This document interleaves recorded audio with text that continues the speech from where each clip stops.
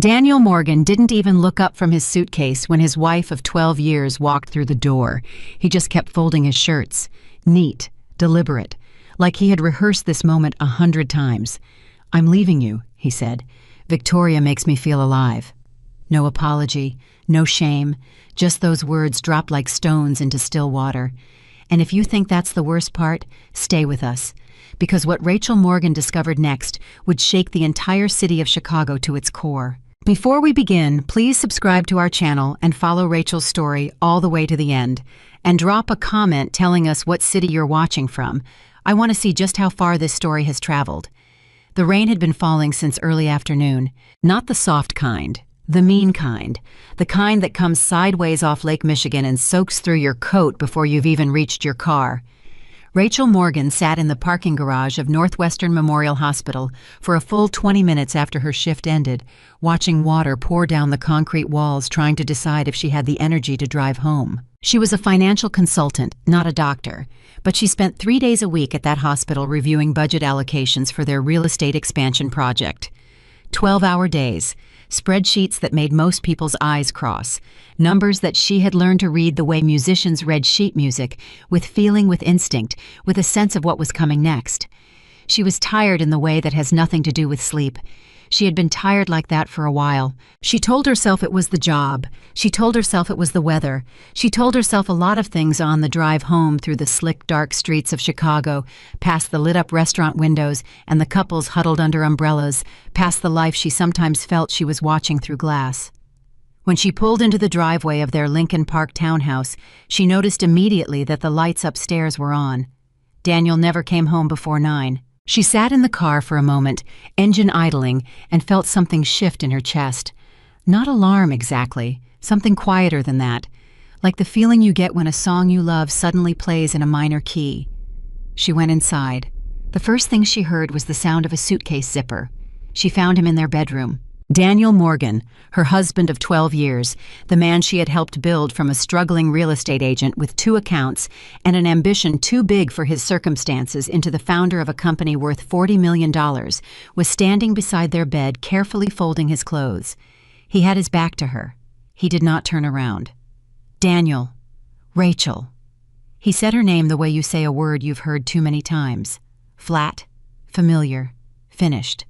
"What are you doing?" He folded a shirt, placed it in the suitcase, reached for another one. "I'm leaving," he said. She stood in the doorway. The rain hammered at the windows. The lamp on his side of the bed cast a warm light over the room, over the furniture they had chosen together, over the photograph on the dresser that she had taken of the 2 of them in Barcelona 3 years ago, before everything got so serious and so heavy and so quiet. "Leaving," she repeated. "I've thought about this for a long time." He still hadn't turned around. "It's not working." "You know it isn't." "I don't know that." Her voice was calm. She was surprised by how calm it was. "I don't know that at all. What I know is that you're packing a suitcase in our bedroom and you haven't looked at me once." He turned then, and that was when she saw his phone on the bed. Screen up, lighting up again and again with incoming messages. The name at the top of each notification was the same: Victoria. Rachel walked to the bed slowly, picked up the phone, looked at the name, looked at him. "Victoria Blake," she said. His jaw tightened, just slightly, but she had spent 12 years learning every micro-expression on that face. "Rachel." "Victoria Blake," she said again, and this time her voice wasn't calm. This time it was something else entirely. Something that had been sitting at the bottom of her for a very long time and had just found the surface. As in the wife of Alexander Blake, as in our friend, as in the woman who sat at our dinner table last Thanksgiving and told me she envied what we had. He said nothing. "How long? That's not... How long, Daniel?" He set down the shirt he was holding, looked at her with an expression she had never seen on him before. Not guilt, not exactly. Something more like relief, like a man who has been holding his breath underwater and is finally breaking the surface. 2 years, he said. The room went very quiet. Rachel heard the rain. She heard her own heartbeat. She heard the distant sound of traffic on Armitage Avenue, the ordinary sounds of a city that had no idea what was happening inside this house. 2 years, she said. "I'm sorry." No, you're not. He blinked. That surprised him. He had expected something else. Tears, maybe. Shouting. Begging. She could see it in his face, that expectation, that prepared posture of a man waiting to manage someone else's breakdown. Rachel. You're not sorry, she said quietly. If you were sorry, you would have stopped. If you were sorry, you wouldn't be standing here with a packed suitcase at 8 o'clock at night waiting for me to come home and watch you leave. You're not sorry, Daniel. You're relieved. And I think if you're honest with yourself, you've been waiting for this moment for a while. He looked at her. For a long moment, neither of them spoke. She makes me feel alive, he said finally. I know that sounds. It sounds like a cliché, Rachel said. It sounds like a line from a bad movie. It sounds like something a man says when he doesn't have the courage to say what he actually means. And what does he actually mean? That he's bored, that he's scared, that he'd rather burn down what he built than admit that he couldn't have built any of it without the woman standing in front of him. His expression changed. Something flickered behind his eyes. Anger. She had expected that too. Everything I built myself. That's what you believe, she said. I know. I've heard that version of the story. You tell it very well. The self-made man, the visionary, the brilliant businessman who saw opportunity where others saw risk. She paused. But I was there, Daniel. I was there at 2 a.m. when the Morrison deal was falling apart, and you didn't know how to restructure the financing. I was there when the Walsh Group was about to pull out, and I rewrote the entire investment model in 48 hours. I was there for every single decision that mattered, and you know that. You know exactly what I contributed. You were my wife, he said. You were helping your husband. That's what partners do. Partners, she tasted the word. Yes, that's what I thought we were too. She put his phone down on the bed, took a step back, looked at him one more time. This man she had given 12 years of her life to, this man she had loved honestly and completely and without reservation. And she made a decision in that moment that would change the course of everything that followed. She did not beg. She did not scream. She did not collapse the way he had expected her to. She looked at him and she said, You already made your choice. I'm just accepting it. Then she turned and walked out of the bedroom. She went downstairs, sat at the kitchen table, put her hands flat on the surface and breathed. 1 breath, 2, 3. She heard him moving upstairs, heard the zipper of the suitcase, heard his footsteps on the stairs, heard the front door open and close, and then she was alone. For a long moment she just sat there in the kitchen of the house she had decorated and organized and made into a home, and she let herself feel the full weight of it. Not just the betrayal, not just the humiliation, but something deeper and more complicated than either of those things. The grief of realizing that a version of your life that you had believed in completely was never real at all. She was still sitting there 20 minutes later when the doorbell rang. She didn't move for a moment. Thought it might be Daniel coming back for something he forgot. Thought it might be a neighbor or a delivery driver immune to the weather. She got up, went to the door, opened it, and standing on her front porch, rain-soaked and grim-faced, and holding a thick manila envelope that had somehow stayed dry under his coat, was Alexander Blake. She recognized him immediately. You would have to have been living under a rock not to recognize Alexander Blake. His face had been on the cover of Forbes twice. His company, Blake Global Holdings, was one of the most powerful real estate and investment conglomerates in the country. He was tall and dark-haired and had the kind of face that looked like it had been cut from something hard and then slowly learned to soften. He was 43 years old. He looked like a man who had seen everything and was tired of most of it. She stared at him. He stared at her. Mrs. Morgan, he said. Mr. Blake. She paused. Your wife just left with my husband. I know, he said. That's why I'm here. She stepped back from the door without quite deciding to. He stepped inside without quite being invited. The two of them stood in her entry hall looking at each other while the rain pounded the windows and the rest of their lives waited on the other side of whatever was about to happen. I need to show you something, he said. He held up the envelope. And I need you to know before I do that I'm not here for revenge. I'm not here to make you feel worse than you already do. I'm here because what they did affects both of us, and because I think you have a right to know the full picture. She looked at the envelope, looked at him. Come into the kitchen, she said. She made coffee. Not because she wanted any, but because her hands needed something to do. She stood at the counter while Alexander Blake sat at her kitchen table and opened the manila envelope and began to lay out documents that she had never seen before and that made her blood run cold. The first document was a contract. Not a personal contract, a business contract, dated 8 months ago, between Daniel Morgan's company and a newly formed LLC called VD Strategic Ventures, VD. Victoria and Daniel. She set down the coffee mug. "What is this?" she asked, though she already knew. "They've been planning to start their own company," Alexander said. His voice was flat and controlled, the voice of a man who had spent a significant amount of time getting his emotions under the kind of management that doesn't show. For at least the last 8 months, probably longer. The plan was for Daniel to divorce you, for Victoria to divorce me, and for the two of them to launch this new venture using resources from both our companies. "What resources?" He looked at her. "Your intellectual property," he said. "Your research, the financial models you developed, the investment methodology you created. Victoria was also extracting confidential information from my company client data market analyses, internal projections." Rachel sat down, not because she chose to, because her legs made the decision for her. "They were going to steal it," she said. "They were going to steal everything," Alexander said. "And they were going to do it in a way that was legal enough to be difficult to prosecute. Daniel's company holds the rights to any work done in partnership with its operations. He has a clause in the company documents that he had his attorney insert 2 years ago that would allow him to claim ownership of any financial strategy developed during the period of the company's growth." "He inserted that clause 2 years ago," Rachel said. 2 years ago, when the affair started, when the planning started.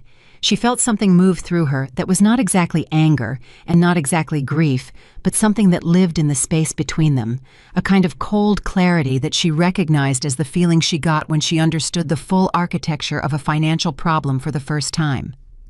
They had planned this, all of it, not just the affair, the whole structure, the legal groundwork, the documentation, the exit strategy. Daniel had not just been unfaithful to her. He had been systematically dismantling her future for 2 years while she sat across from him at the dinner table and believed in their marriage. "How did you find out?" she asked. Alexander was quiet for a moment. "My CFO flagged some irregular transfers 3 weeks ago. I had an internal investigation done quietly. The investigation led to Victoria's involvement, and Victoria's financial trail led to Daniel." He paused. "I've known for 17 days. 17 days. I needed to be certain before I acted. I needed everything documented." She looked at the papers spread across her kitchen table, the contract, the financial records, the emails printed and time-stamped between Daniel and Victoria, discussing the plan, discussing the timeline, discussing in one particularly clinical exchange how Rachel would likely not have the resources or the legal knowledge to fight back effectively once Daniel controlled the company documents. She read that line twice. She looked up at Alexander. I was watching her with an expression that was hard to read. Not pity, not sympathy exactly, something more like recognition. "What do you want from me?" she asked. "I want to expose them," he said. "I have the resources to build a legal case. My attorneys are already working on the intellectual property angle. But the case is stronger with your direct testimony and your documentation of your contributions to the company over the years." "You want to use me," she said. He didn't flinch at that. "I want to fight alongside you," he said carefully. "That's different." She stood up, walked to the window, looked out at the rain falling on the dark street where Daniel had just driven away in his car toward Victoria, toward the life they had been secretly constructing on the ruins of 2 other people's lives. "How do I know this isn't just about your ego?" she said. "How do I know you're not here because you can't stand the idea of being the man whose wife left him for someone less powerful?" She heard him shift behind her, heard a sound that might in a different man have been the beginning of anger. "You don't," he said, "and I don't expect you to trust me tonight, but I'm not asking for your trust. I'm asking for your time. Read the documents, verify them independently, get your own attorney, and then decide." She turned back to face him. "I'm not going to be rescued," she said. "I'm not interested in trading one man's decisions for another man's. If I do this, I do it on my terms." Something shifted in his expression. It was barely visible, that shift, but she caught it. A brief, genuine surprise, as if he had walked into this house expecting a certain kind of woman and had found instead someone he hadn't prepared for. On your terms, he said. Every step. He nodded, slowly, like a man recalibrating. Then tell me, he said, where do you want to start? She looked at the papers on her kitchen table, the papers that represented 2 years of deliberate betrayal. The papers that mapped out exactly how two people had planned to take everything from her and leave her with nothing. She pulled out a chair, sat down. She picked up the first document. Start at the beginning, she said. Show me everything. And so he did.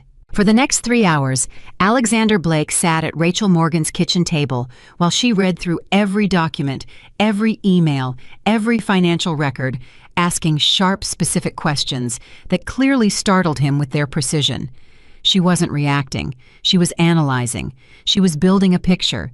She was doing what she had always done best, taking a complex and painful situation and breaking it down into its component parts and figuring out methodically and without sentimentality what could be done about it. Around midnight, she sat back in her chair and pressed her fingers against her eyes. They used her company email for some of these, she said. Victoria used her official company email for communications about a competing venture. Yes.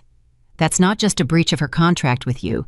Depending on the content of those communications and the nature of the confidential information she was sharing, that could constitute corporate espionage. Alexander was quiet. You already know that, she said. Yes. So you have enough to destroy them legally without me. Silence. Why are you here, Mr. Blake? He looked at her for a long moment. The kitchen was quiet. The rain had softened to a murmur outside.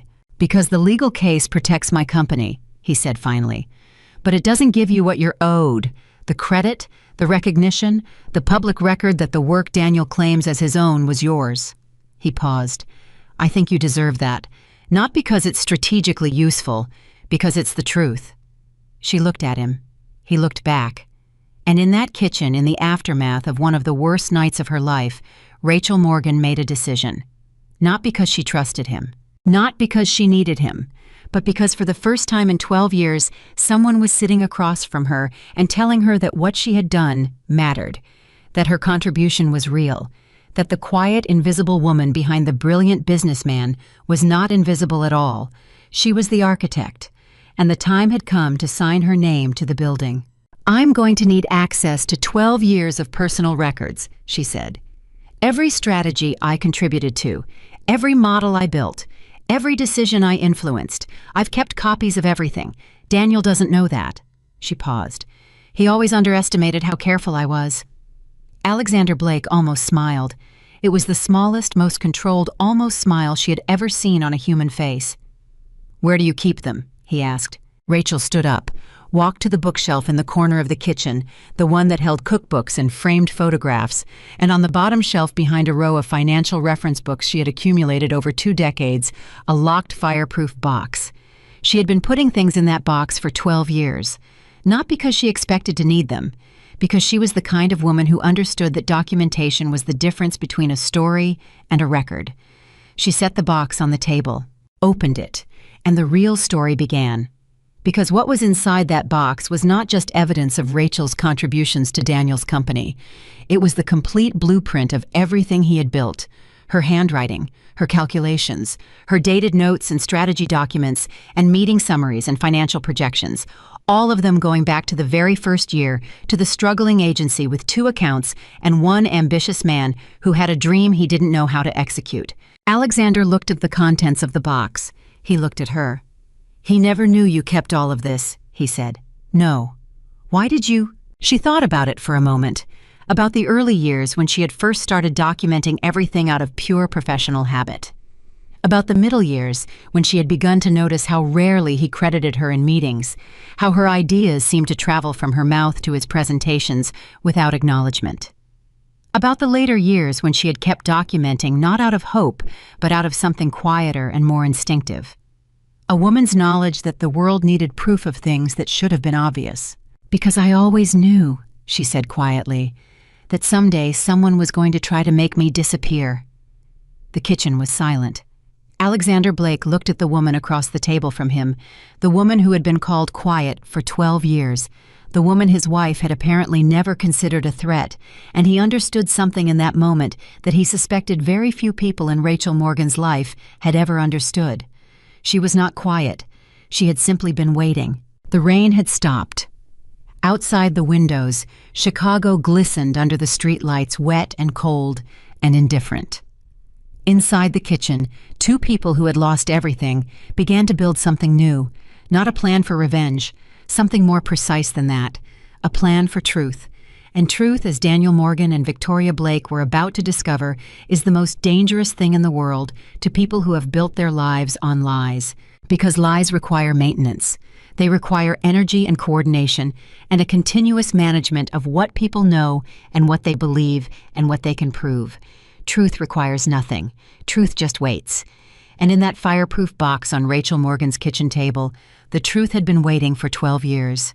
It was done waiting now. The documents Alexander had brought were damning. The documents Rachel pulled from that box were devastating. Together they were something else entirely. They were irrefutable. They were the kind of evidence that doesn't leave room for interpretation, for spin, for the carefully constructed alternative narrative that Daniel had no doubt been preparing. They worked until 3 in the morning. Rachel cataloged. Alexander organized. Neither of them spoke more than necessary. There was an efficiency to how they worked together that surprised both of them, a rhythm that felt strangely natural. Two people who had spent years being the practical, unsentimental force behind other people's visions, and who now for the first time were working towards something of their own. At 3:15, Alexander looked up from a financial document and said, "This projection model, for the Riverside development, this is your work." "Yes." Daniel presented it at the annual investor conference 2 years ago. He introduced it as a proprietary methodology developed by the Morgan Group. "Yes." He had 300 people in that room. "I know. I watched it on the live stream from home." She said it without bitterness. Just fact. The way she said everything. He did a good job presenting it. He always did. He was always very good at taking something and making it his. Alexander set the document down. "I'm sorry," he said. She looked at him. "I'm sorry that was your life for 12 years," he said. "And I'm sorry it took something like this for anyone to look at what was actually happening." It was the simplest thing he had said all night. It was also the truest. She didn't thank him. She wasn't in the business of accepting comfort easily, especially not from strangers, especially not on the worst night of her life. But she acknowledged it with a small nod that meant she had heard him and that it had landed somewhere. "We need attorneys," she said. "I'll have mine call you tomorrow morning. I'll want my own, independent of yours." "Of course. And I want to be in every meeting, every conversation, every decision. Nothing happens without my knowledge and my sign-off." "Understood." "And when this is done," she said, and there was something in her voice that hadn't been there at the beginning of the night, something that had come up from the bottom of her while she sat across from those documents and understood the full scope of what had been done to her. The story that gets told about who built that company is going to be the true one. Alexander looked at her steadily. "The true one," he agreed. Outside the window, Chicago was beginning to lighten barely at the edges, the first suggestions of a gray November dawn pressing against the darkness. Rachel Morgan looked at the papers spread across her kitchen table.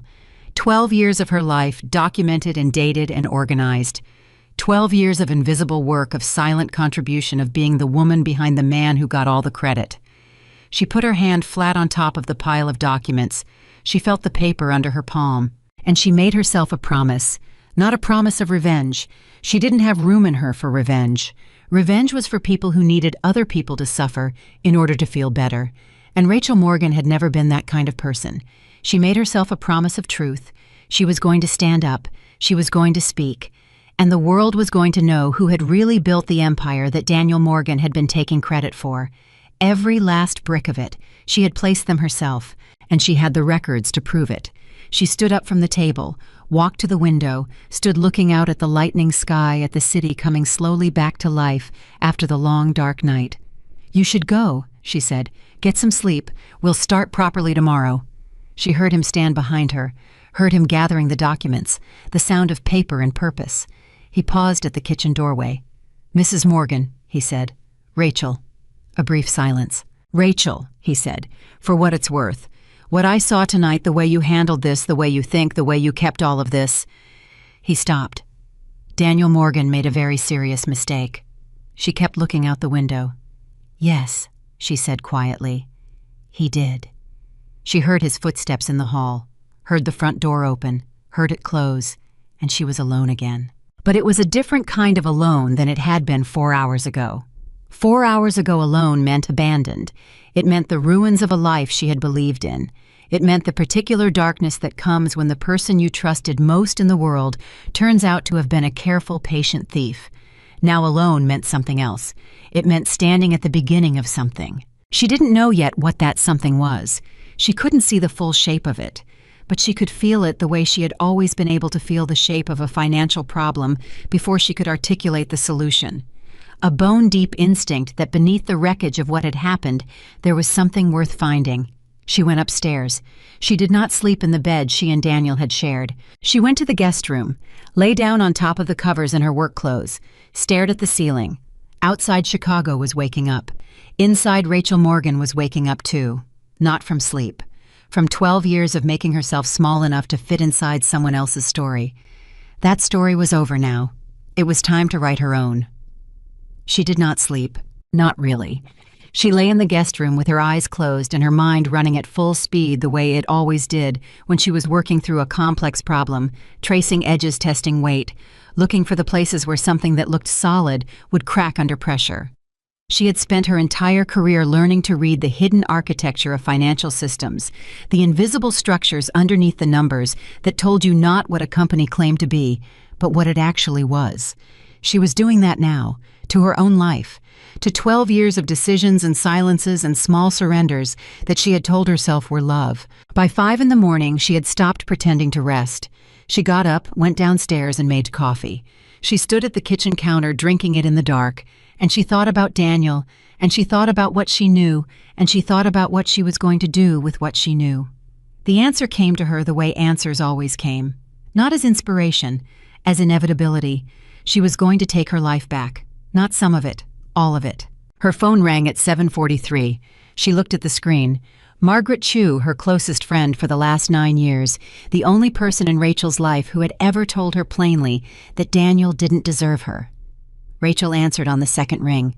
"I just saw Daniel's Instagram," Margaret said without preamble.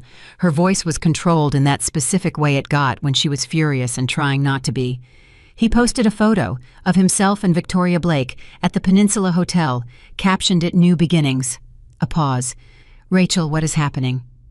"He left last night," Rachel said. The silence on the other end of the line was dense and full.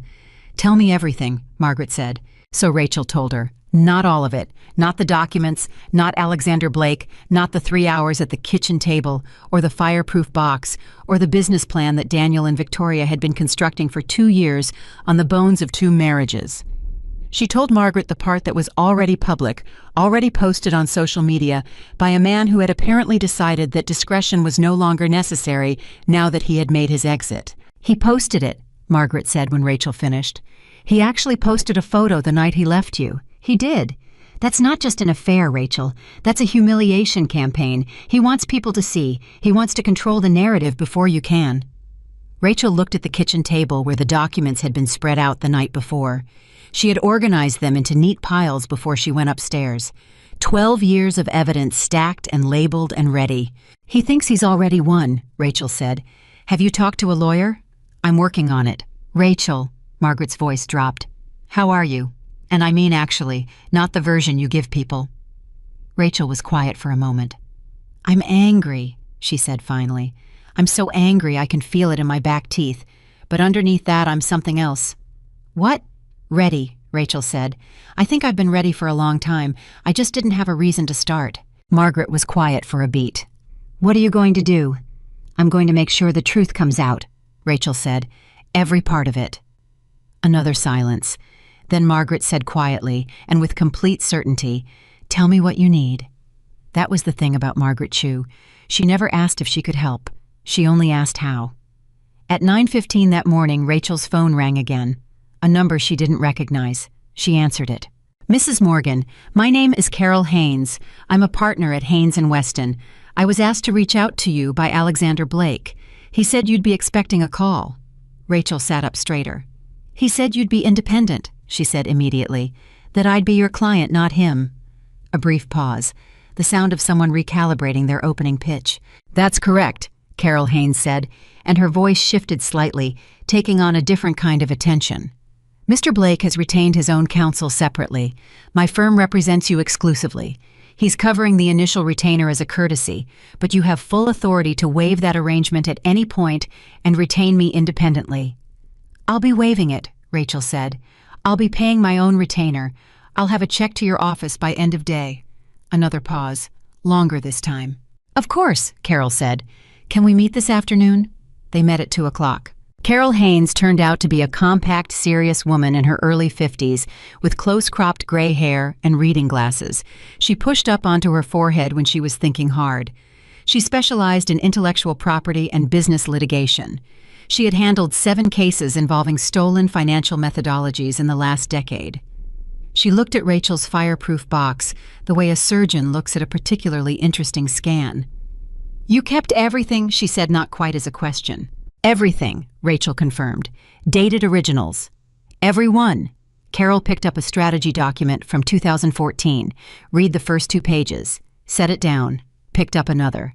Rachel watched her read, watched the precise, controlled attention moving across the pages, and felt something she hadn't felt in a very long time. The specific relief of being in the presence of someone who was genuinely good at their job. Tell me how the company worked, Carol said. Not the public version, the real version. So Rachel told her. She talked for 40 minutes without stopping, laying out the architecture of Morgan Real Estate Group, the way she had laid out every financial model she had ever built, precisely, completely, without embellishment or false modesty. She described her role in every major deal. She described the strategy documents she had prepared that Daniel had presented as his own. She described the investment methodology that had been featured in 2 business publications under his name.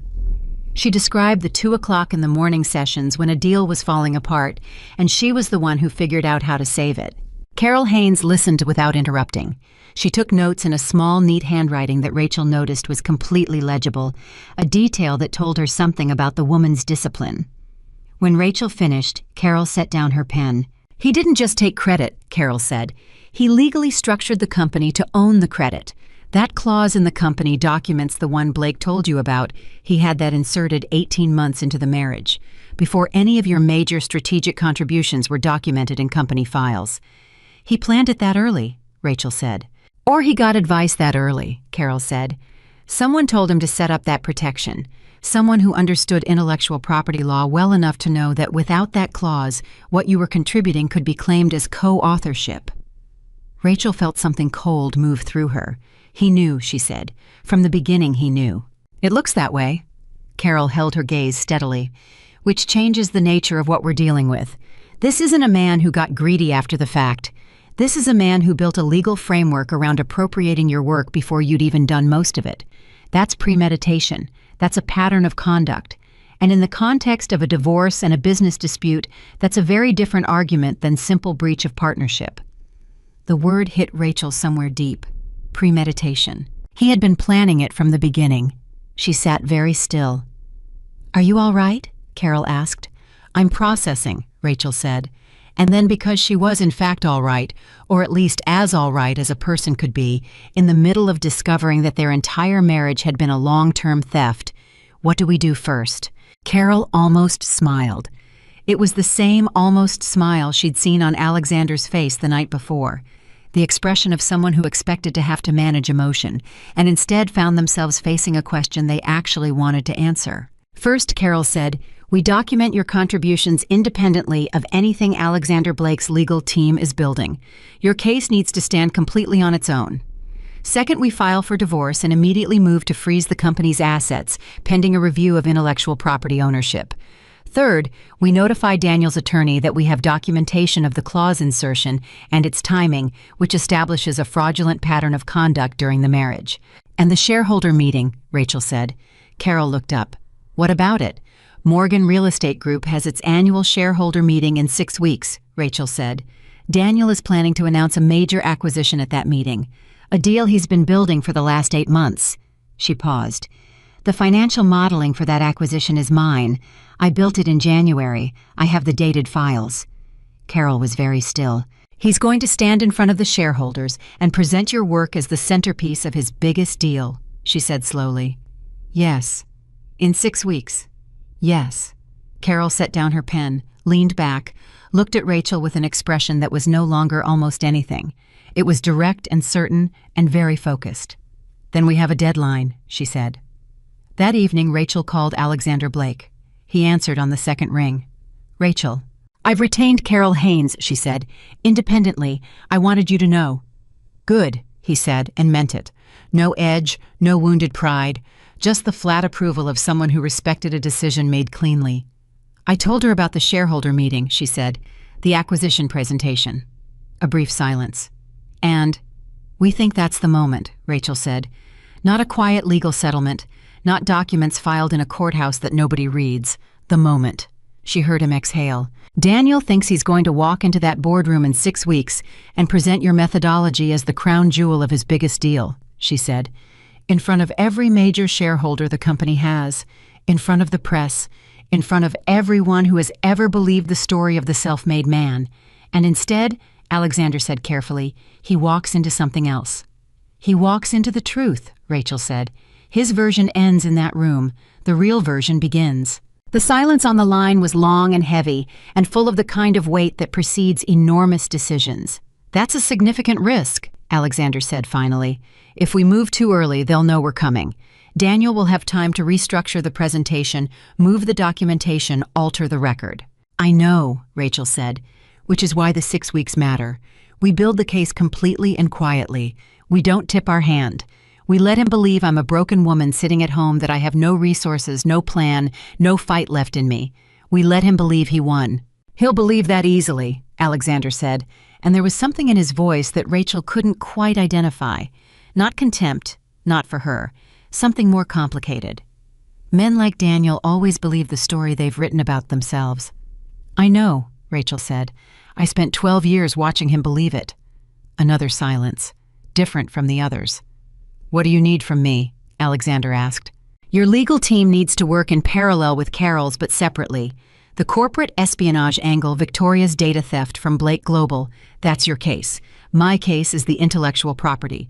We present both simultaneously in the same room on the same day. A coordinated exposure.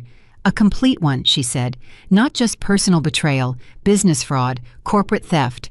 A sustained, deliberate conspiracy to strip two people of what they built. She heard him thinking, the particular quality of silence that belongs to someone running calculations. 6 weeks, he said. 6 weeks. All right, he said. And then after a beat, he underestimated you catastrophically. Yes, she said. He did. She hung up. She sat in her kitchen with her hands wrapped around a mug of cold coffee, and she thought about Daniel right now at the Peninsula Hotel, posting photographs on Instagram, celebrating his new beginning, his new life, the gleaming future he had constructed on the foundation of everything she had quietly and invisibly built. She thought about Victoria Blake, who had sat across from her at dinner tables and said all the right things and looked her in the eye, and who had been the entire time a conspirator. She thought about 12 years. She thought about the fireproof box. She picked up her phone and called Margaret. I need your help, she said, and I need you not to ask me too many questions. Done, Margaret said immediately. What do we do? The next morning, Rachel went back to work. Not to Morgan Real Estate Group. She had already drafted a letter to the board, notifying them of her separation from Daniel and her intention to contest certain intellectual property claims. That letter was in Carol's hands. Daniel would see it through his attorney within 48 hours. She went to Northwestern Memorial, to her consulting desk on the 3rd floor. She sat down in front of her computer, and she opened her files, and she did what she had always done. She worked. Her colleagues, the ones who knew her well enough to notice, saw that something was different. Not broken, different. The way a wire under current looks different from a wire that's simply lying there. Same object, completely different charge. Her colleague, Tom Briggs, who had worked alongside her for 4 years and who had the social awareness of a particularly perceptive golden retriever, stopped by her desk at 11 in the morning and said, Rachel, are you okay? You look like someone who's about to do something very large. I'm fine, Tom, she said. You have that face, he said. The one you get when you found something in a financial model that everyone else missed, and you're deciding whether to tell them all at once or let them figure it out themselves. She looked at him. Go back to work, Tom. That's definitely the face, he said, and retreated. 3 days later, Daniel's attorney sent a letter to Carol. Rachel read it at Carol's office. It was exactly what she had expected, calm, confident, and built on the assumption that Rachel had no ammunition. It cited the clause in the company documents. It offered a divorce settlement that was technically legal and practically insulting a cash payment, the townhouse, and a non-disclosure agreement that would have prevented her from ever publicly discussing her role in the company. The non-disclosure agreement ran to 11 pages. Rachel read every word. She set it down. "He spent money on this," she said. "Significant money," Carol confirmed. "This is not a form document. This was drafted specifically for your situation." "Which means he knew," Rachel said. "He knew the NDA was necessary. He knew that without it, I could talk about my contributions." She paused. "He's afraid of what I know." "He's afraid of what you can prove," Carol said. "There's a difference." "Not anymore," Rachel said. She signed nothing.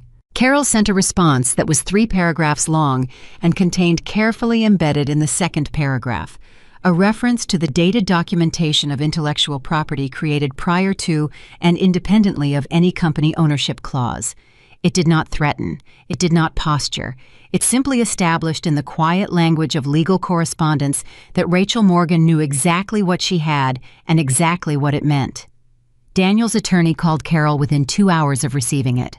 Carol told Rachel about the call that evening. "He wanted to know the scope of your documentation," Carol said. "I told him it was comprehensive. He asked if we'd be willing to discuss an enhanced settlement." "We're not," Rachel said. "I told him that as well." "Good. What was his reaction?" Carol paused. "He asked if Mrs. Morgan understood what she was starting." Rachel looked at her attorney steadily. "And what did you say?" "I said Mrs. Morgan didn't start anything," Carol said. "She's finishing it." Rachel nodded. That was exactly right. 4 days after that conversation, something happened that Rachel had not anticipated. She was at her desk at Northwestern when her phone lit up with a text from a number she'd never seen. No name, just a message. It said, "We need to talk. Not about Alexander. About Victoria.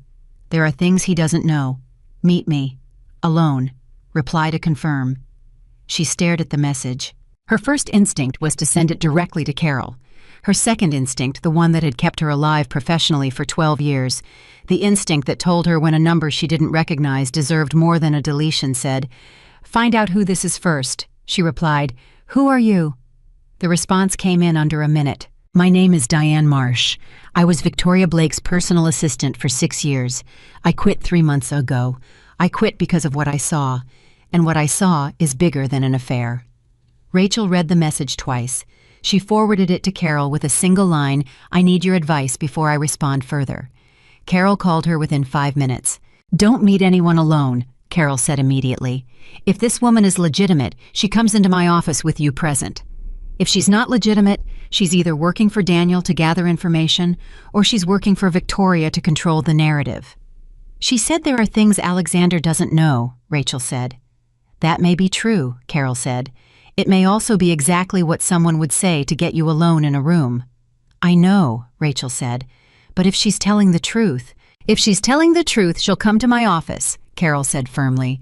"Non-negotiable." Rachel typed back, "I'll meet you, but not alone. My attorney will be present. Her office. If you're telling the truth, that shouldn't be a problem." 3 hours passed. Rachel had nearly stopped expecting a response when her phone vibrated. "Fine, tell me when and where." Diane Marsh turned out to be a woman in her mid-30s with exhausted eyes and the posture of someone who had been carrying something heavy for a long time and was finally, with great care, setting it down. She sat across from Rachel and Carol in Carol's conference room, and she put her hands flat on the table and she said, "Before I tell you what I know, I need to understand something. Is Rachel Morgan actually going to fight, or is she going to take a settlement and go away quietly?" Rachel looked at her. "I'm going to fight," Rachel said. "Every step." Diane Marsh exhaled, a long, unsteady breath.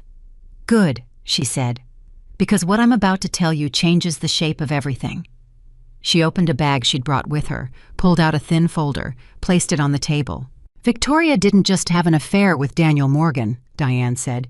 She recruited him, deliberately. 2.5 years ago, Victoria identified Daniel's company as a target for a specific kind of acquisition, not a legitimate one. She identified it because of the financial methodologies being used in the investment models.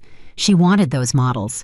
Her plan from the beginning was to get Daniel romantically involved, extract the methodology, use it to build the competing company, and then cut Daniel loose once she had what she needed. The conference room was absolutely silent. She was going to use him, Rachel said slowly. The same way he was planning to use you, Diane said. Yes. She opened the folder. I have emails, Victoria's personal email account, not the company one. She was always careful to keep the real conversations off the corporate server. But she wasn't as careful about her personal accounts, and I had her login credentials because I managed her calendar. She paused. I know that's ethically complicated. I've made my peace with it. Carol was reading the first email. Her expression did not change, but Rachel, who had been studying faces for 12 years, saw the exact moment that Carol Haynes understood what she was looking at. It was a millisecond tightening around the eyes, a fraction of stillness. How long have you had these? Carol asked. 3 months, Diane said. Since I quit, I've been trying to decide what to do with them. What made you contact Rachel now? Rachel asked. Diane looked at her. The Instagram photo, she said. When I saw Daniel post that photo the night he left you, something in me snapped, because I knew what was coming for him. I knew what Victoria was planning, and I thought there is a woman out there who had nothing to do with any of this, who is about to get destroyed from 2 directions at once, and somebody should at least give her the full picture.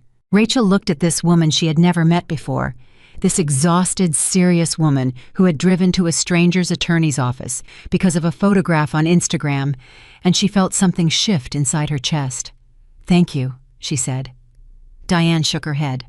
Don't thank me yet. Read the emails first. So Rachel read them, all 18 of them. It took her 40 minutes because she read carefully the way she read every document, looking for both what was stated and what was implied. And what she found in those emails was not just the confirmation of what Diane had told her.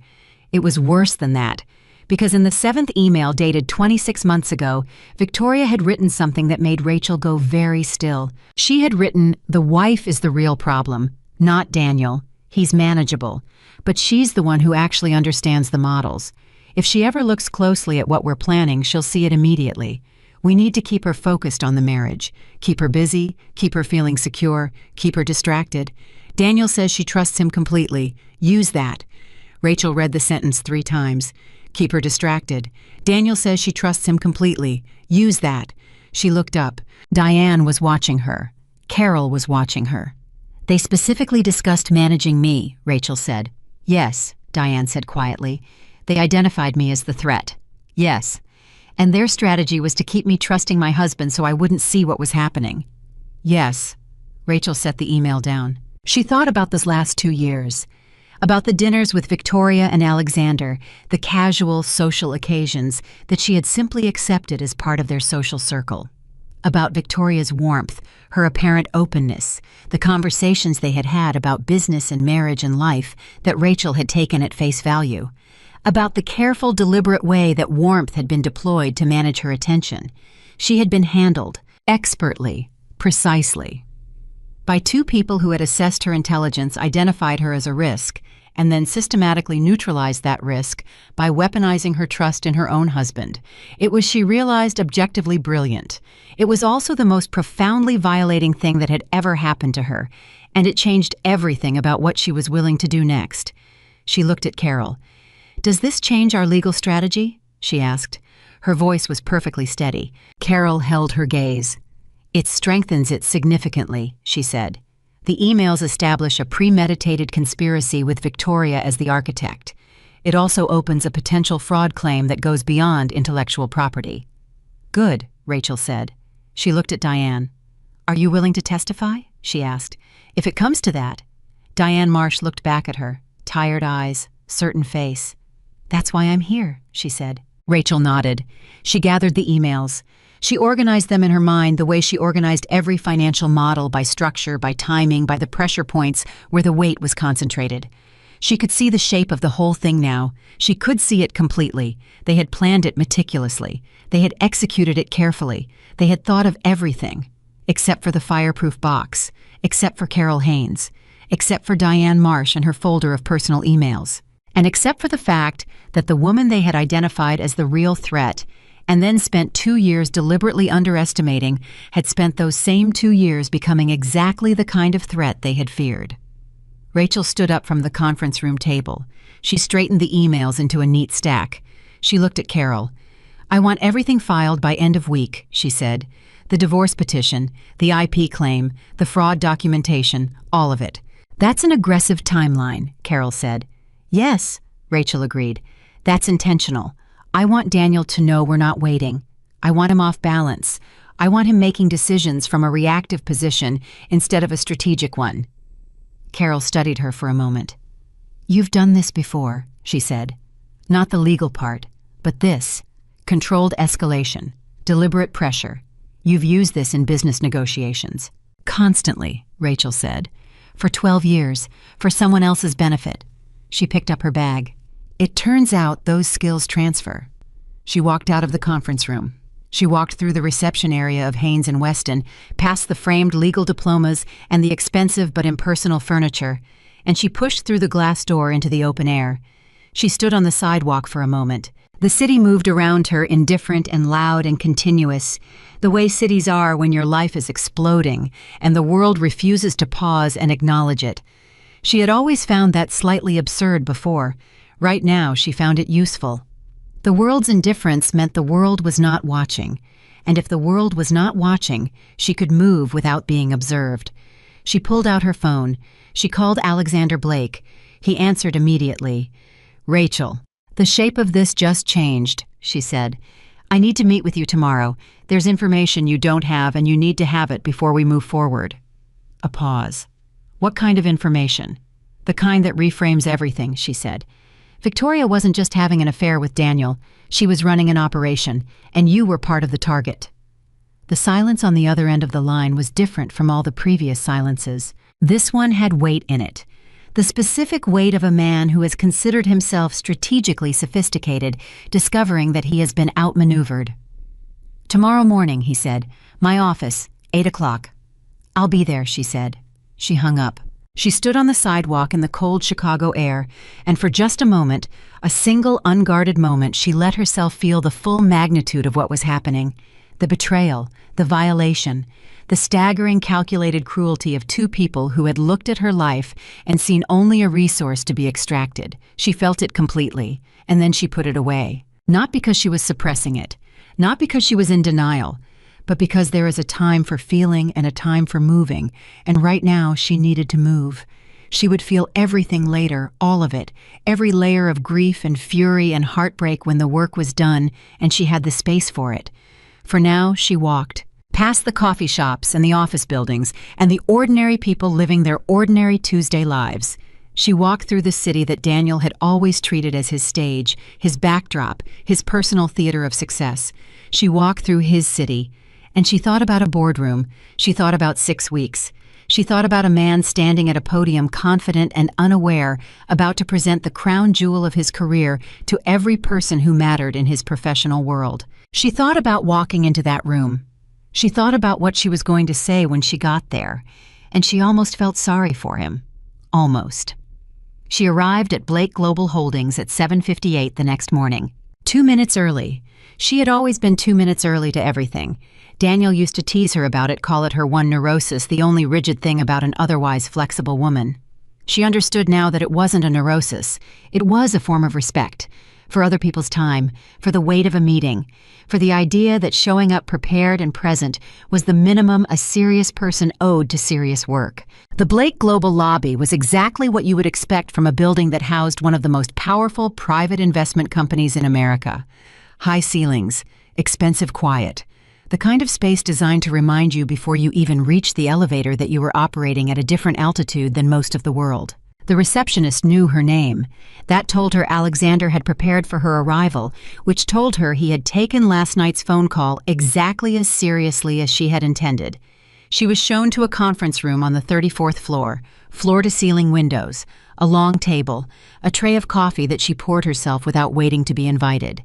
Alexander walked in at 8 o'clock exactly. Not a second before, not a second after. She noted that. Two people who arrived prepared and on time, operating in a space where most people performed casualness as a power move. She respected it. He sat down across from her. No small talk, no preamble. "Tell me what you found," he said. So she told him about Diane Marsh, about the folder, about the 18 emails. She laid it out the way she laid out every financial analysis in order precisely without editorializing, letting the structure of the information carry its own weight. She watched his face while she talked.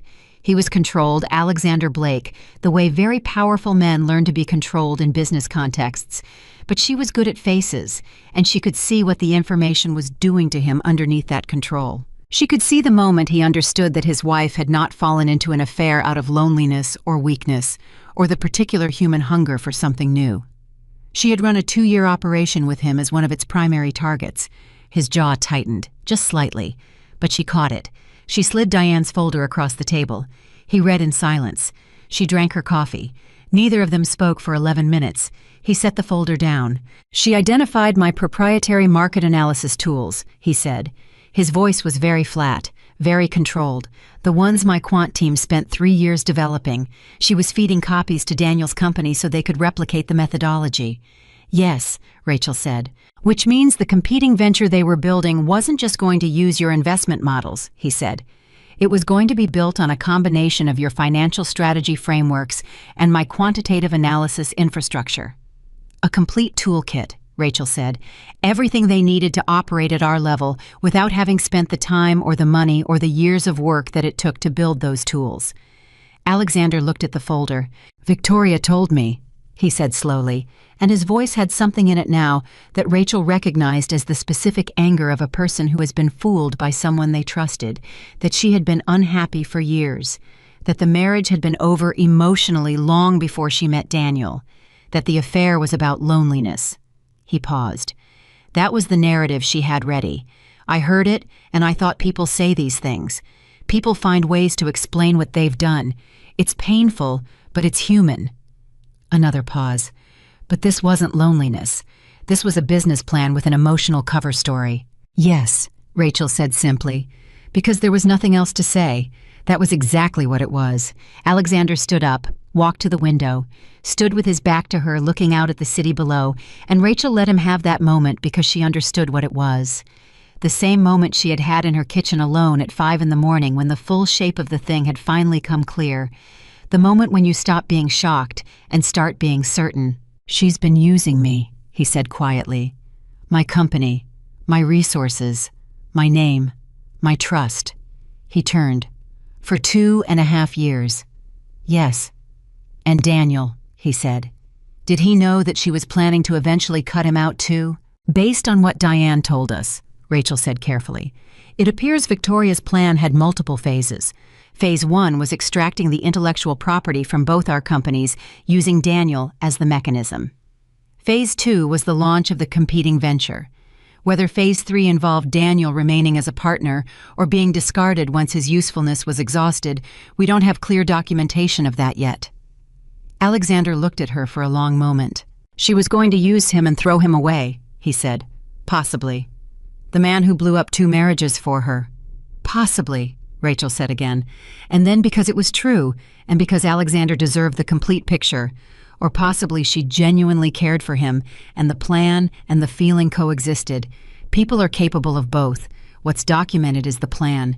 What was in her heart, I can't tell you. He looked at her with an expression she couldn't quite categorize. Not admiration exactly, more like the recognition you feel when someone demonstrates a quality you respect. "You're being fair to her," he said. "Even now." "I'm being accurate," Rachel said. "There's a difference. I'm not interested in assuming the worst beyond what the evidence supports. I don't need her to be a monster. The documented facts are damning enough." He came back to the table, sat down, looked at the folder. "What do you need from me?" he said.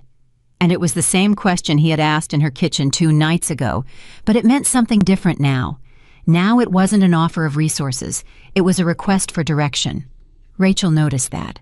I need your legal team and Carol's to work in complete coordination for the next 6 weeks, she said. I need you to say nothing publicly, nothing about the divorce, nothing about Victoria, nothing about any investigation. I need you to continue attending any professional functions where Daniel Morgan will be present and behave exactly as you normally would. You want him to think I'm not involved, Alexander said. I want him to think I'm sitting at home falling apart, Rachel said. And I want him to think that you are a wealthy, humiliated man who is dealing with his wife's affair privately and quietly, and with the particular dignity of someone who doesn't want the embarrassment made public. Alexander was quiet for a moment. You want us to perform, he said. For 6 weeks, she said. Yes. And on the day of the shareholder meeting, Rachel looked at him steadily. On the day of the shareholder meeting, she said, we stop performing. 3 days later, Daniel Morgan called her directly. She was at her desk at Northwestern when her phone lit up with his name. She stared at it for a full 4 seconds before she answered, using those 4 seconds to make a decision about what version of herself to present. She answered, Rachel. His voice was careful, calibrated, the voice of a man who had been coached by his attorney. Daniel, I wanted to check that you received the settlement offer. I received it. And my attorney is reviewing it, she said. She kept her voice neutral, not cold, not warm, the voice of a woman who is tired and sad and not yet ready to fight, the voice he was expecting. I think it's fair, he said. More than fair, actually. The house is worth— I know what the house is worth, she said quietly. A pause. He regrouped. I don't want this to be ugly, he said. I think we can handle this like adults. I agree, she said. My attorney will be in touch with yours. Another pause. She could hear him recalibrating, trying to read her, looking for the anger, the grief, the leverage point. She gave him nothing. How are you doing? He asked, and that she thought was the most revealing sentence he had ever said to her. Not because he cared, but because he needed to know. He needed to assess the level of threat she represented based on how broken she sounded. It was a reconnaissance call disguised as concern. She almost laughed. I'm managing, she said quietly. And then, because a woman who has just had her husband leave her for another woman would say this, she added, It's been a hard week. I know, he said. And he actually managed to sound sympathetic. She had to give him that. He had always been good at sounding like what the moment required. Take care of yourself, he said. You too, she said. She hung up. She sat for a moment with her hand flat on her phone. He thought she was managing. He thought she was in the soft, stunned early stage of grief when the world feels unreal and decisions feel impossible and the last thing on your mind is strategy. Good. Let him think that. She picked up her phone and called Carol. Daniel just called me directly, she said, checking on the settlement offer. He wanted to hear how I sounded. And how did you sound? Tired and sad and non-threatening. Perfect, Carol said. How are you actually— Rachel thought about it honestly. Focused, she said. Extremely focused. Good, Carol said. Because I need you to look at something this afternoon. My team has been going through the company's filing history for the last 3 years. We found something. Rachel went to Carol's office at 4 o'clock. What Carol's team had found was buried in the company's annual filings from 2 years ago. A reclassification of certain internal documents as company proprietary materials filed quietly without announcement at exactly the same time as the clause insertion Alexander had identified. But that wasn't the part that made Rachel go still. The part that made Rachel go still was a single document buried in an appendix that reclassified a specific set of financial analyses as having been generated by Morgan Real Estate Group's internal strategy team. There was no internal strategy team. There had never been an internal strategy team. What there had been was Rachel Morgan working from home, producing financial analyses that she submitted to Daniel informally as a wife, helping a husband with no official documentation of their origin. Daniel had taken those informal submissions and formally reclassified them as the output of a team that did not exist, which legally transformed them from a spouse's personal contribution into company-generated work product, which meant they were covered by the ownership clause he had inserted, which meant they belonged to the company, which meant they belonged to him. It was elegant, Rachel thought, in the way that truly terrible things are sometimes elegant. The sheer efficiency of it. He had found the exact legal mechanism that converted her work into his property without leaving a single fingerprint on the conversion. He had a very good attorney, Rachel said. He did, Carol agreed. But he had one problem. Rachel looked at her. The reclassification refers to analyses submitted to the company's internal systems, Carol said. But we pulled the actual submission records. The documents were submitted from your personal email address to Daniel's personal email address, not to any company system, not through any company channel. Carol set a stack of papers on the table, which means the reclassification was fraudulent from the moment it was filed. He classified personal correspondence as company work product by simply asserting that it was without any mechanism of transfer that would make that assertion legally valid. Rachel stared at the papers. He filed a fraudulent document with the state, she said, with the signature of his then attorney who has since left the firm, Carol said. I've already made contact with that attorney's former colleagues. They are not eager to be associated with this filing. Rachel looked at the papers, then she looked up. How serious is this? She said. Carol held her gaze without blinking. Serious enough that Daniel Morgan could be looking at criminal exposure, she said. Not just civil, criminal. The word landed in the room like something heavy dropped from a significant height. Criminal. Rachel sat with that for a moment. She thought about Daniel at the Peninsula Hotel posting photographs on social media, celebrating, confident, already narrating the version of this story in which he was the protagonist who had freed himself from a stale marriage and was now launching into a brilliant future. She thought about Victoria, who had architected this entire scheme, who had assessed Rachel as the threat, and then systematically managed her using Daniel as the instrument. She thought about Diane Marsh, who had driven to a stranger's attorney's office because of a photograph on Instagram. She thought about Margaret, who had never once told her she was wrong about any of this. She thought about Alexander Blake standing at his conference room window, processing the information that his wife had run a 2-year operation against him. She thought about 6 weeks. File everything, she said. All of it, by Friday. Carol nodded. No hesitation. One more thing, Carol said. She reached into a folder and produced a single sheet of paper. The shareholder meeting agenda was filed with the board last week. I obtained a copy through a colleague who holds a minor position on the Morgan Group board. Rachel took the paper. She scanned it. She found what she was looking for in item 7. Presentation of the Lakefront Acquisition Proposal. Financial Modeling Overview by the Morgan Group Strategy Team. Strategy Team. Her work, her models, her methodology. Presented publicly to shareholders in writing attributed to a team that did not exist, in front of witnesses, in 6 weeks. She set the paper down. For the first time since Daniel had walked out of the house, she felt something that wasn't exactly anger and wasn't exactly determination and wasn't exactly grief. It was something that contained all 3 of those things and had been compressed by the pressure of the last week into something much more precise and much more dangerous. She was going to walk into that boardroom. She was going to end it. The next 2 weeks were a kind of controlled intensity that Rachel had experienced only a few times in her life and always in the context of work.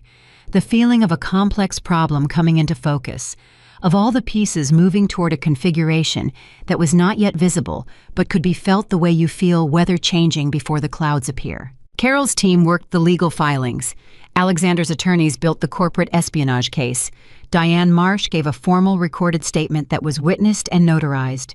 Margaret, who it turned out had her own quiet fury and her own specific skills, used her 20 years in Chicago's business community to carefully, quietly map the relationships between the shareholders who would be in that boardroom and the people they trusted. Rachel, in the hours between her work at Northwestern and her evening calls with Carol, built something of her own. She called it privately the complete record. It was a comprehensive documentation of her contributions to Morgan Real Estate Group from the company's first year to its most recent quarter. Not just the strategy documents and financial models she had kept in the fireproof box. Everything. The emails, the handwritten notes she had kept in personal journals, the meeting summaries she had prepared that Daniel had presented as his own thinking. The correspondence with deal partners who had in several cases been communicating primarily with Rachel while Daniel's name was on the emails. She worked on it every evening for 2 weeks. On the 14th day, she had 147 pages of documented evidence. She sent it to Carol. Carol called her 20 minutes later. "Rachel," she said, and her voice had something in it that Rachel had not heard before. Not the professional certainty that Carol carried as a default setting. Something rawer than that. This is extraordinary. Do you understand what you've built here? I understand what I built 12 years ago, Rachel said. This is just the record of it. No, Carol said. I mean the documentation, the completeness of it, the precision. This is the most thorough plaintiff record I have encountered in 23 years of practice. Rachel was quiet for a moment. I spent 12 years being invisible, she said. I made sure the work wasn't. The silence on the line was long and full. He doesn't stand a chance, Carol said finally. No, Rachel agreed. He doesn't. On the 16th day, something happened that cracked the carefully maintained quiet of the preceding 2 weeks. Victoria Blake called Alexander. Rachel found out about it that evening when Alexander texted her. Victoria called. Wants to meet. She thinks I'm going to negotiate a quiet divorce. Told her I'd think about it. Do you want to know what she said? Rachel called him immediately. What did she say? She asked. She said she knows I'm angry, Alexander said. His voice had that controlled flatness that Rachel had come to understand was what anger looked like on him when he was managing it very hard. She said she understands why. She said she wants to explain. And then she said... He stopped for a moment. She said she hoped I wasn't going to do anything that would embarrass Daniel Morgan publicly because he was innocent in all of this, and he deserved a chance at his new life. Rachel listened to the silence that followed that sentence. She's protecting him, Rachel said. Even now she's protecting him. Or protecting the plan, Alexander said. If Daniel falls before the shareholder meeting, the acquisition collapses. The competing venture has nothing to build on, and whatever she's been working toward falls apart. She needs that meeting to happen, Rachel said. She needs Daniel to successfully present that acquisition to the shareholders, because once the board approves it, the company's financial commitment to the deal protects the methodology. If the deal gets approved before our case becomes public, they can argue the intellectual property was legitimately incorporated into company strategy. She's racing us, Alexander said. She's been racing us, Rachel said. She just doesn't know it. What do you want me to do about the meeting request? Rachel thought for exactly 4 seconds. Accept it, she said. A pause. Rachel, accept it. Meet her. Be convincingly uncertain. Be a man who is hurt and angry and possibly willing to negotiate. Give her nothing, but listen to everything. Find out exactly how much she knows about where we are in the process. You want me to perform, he said. The same words he had used before in the conference room. For one meeting, she said. Yes. A longer pause. All right, he said. Alexander. She said it carefully because what she was about to say mattered, and she wanted it to land correctly. I know this is asking something significant, sitting across from her and pretending. I know what that costs. The silence on the line was different from the others they had shared, more personal, less strategic. I'll manage, he said. And then quietly, she's not who I thought she was. She was never who I thought she was. I've been grieving that for 16 days. I think I'm done grieving it. Good, Rachel said. Are you done grieving yours? He asked.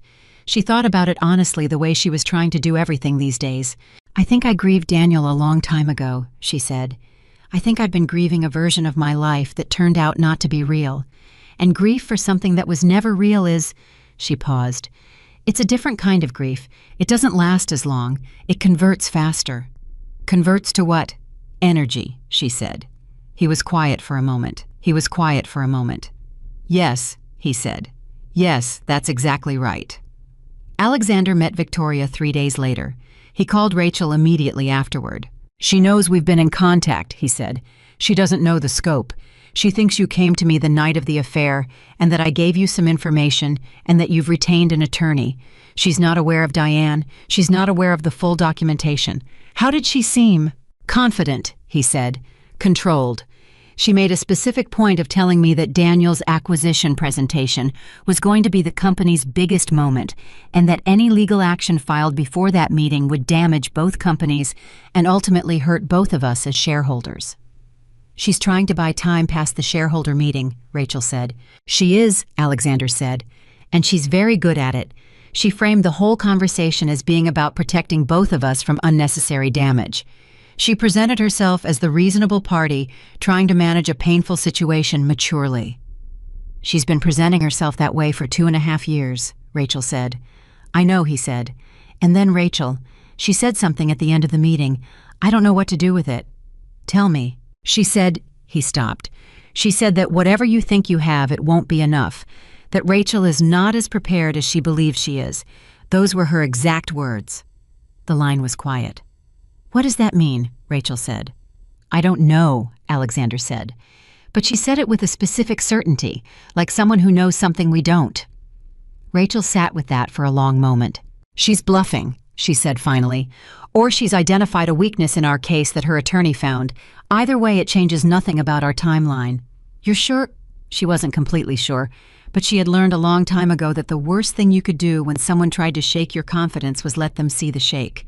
I'm sure, she said. After she hung up, she called Carol immediately. Is there anything in our case that Victoria Blake's legal team could identify as a vulnerability? She said without preamble. Carol was quiet for a moment.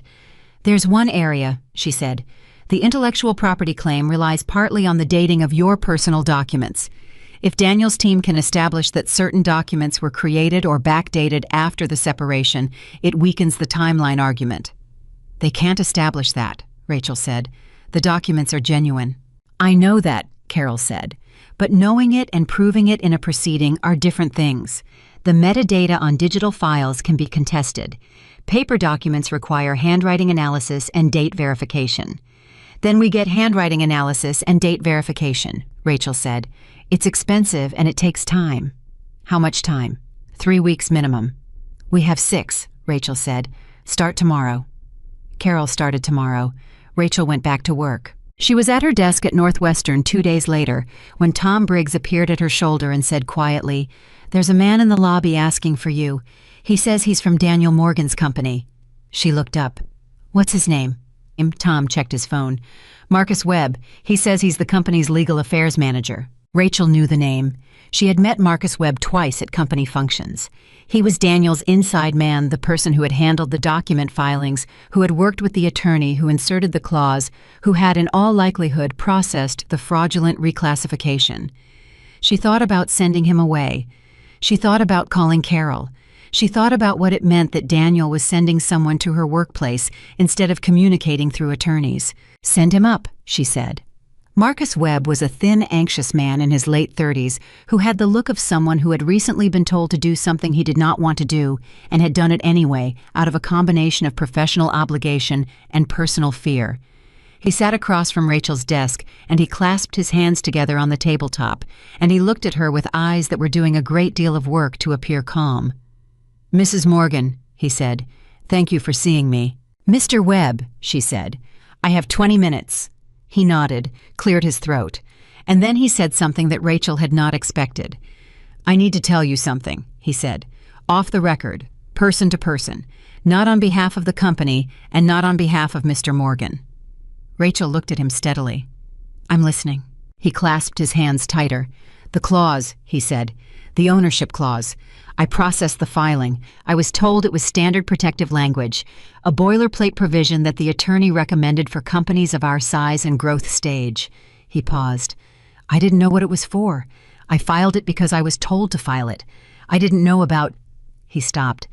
I didn't know the full context. Rachel watched him.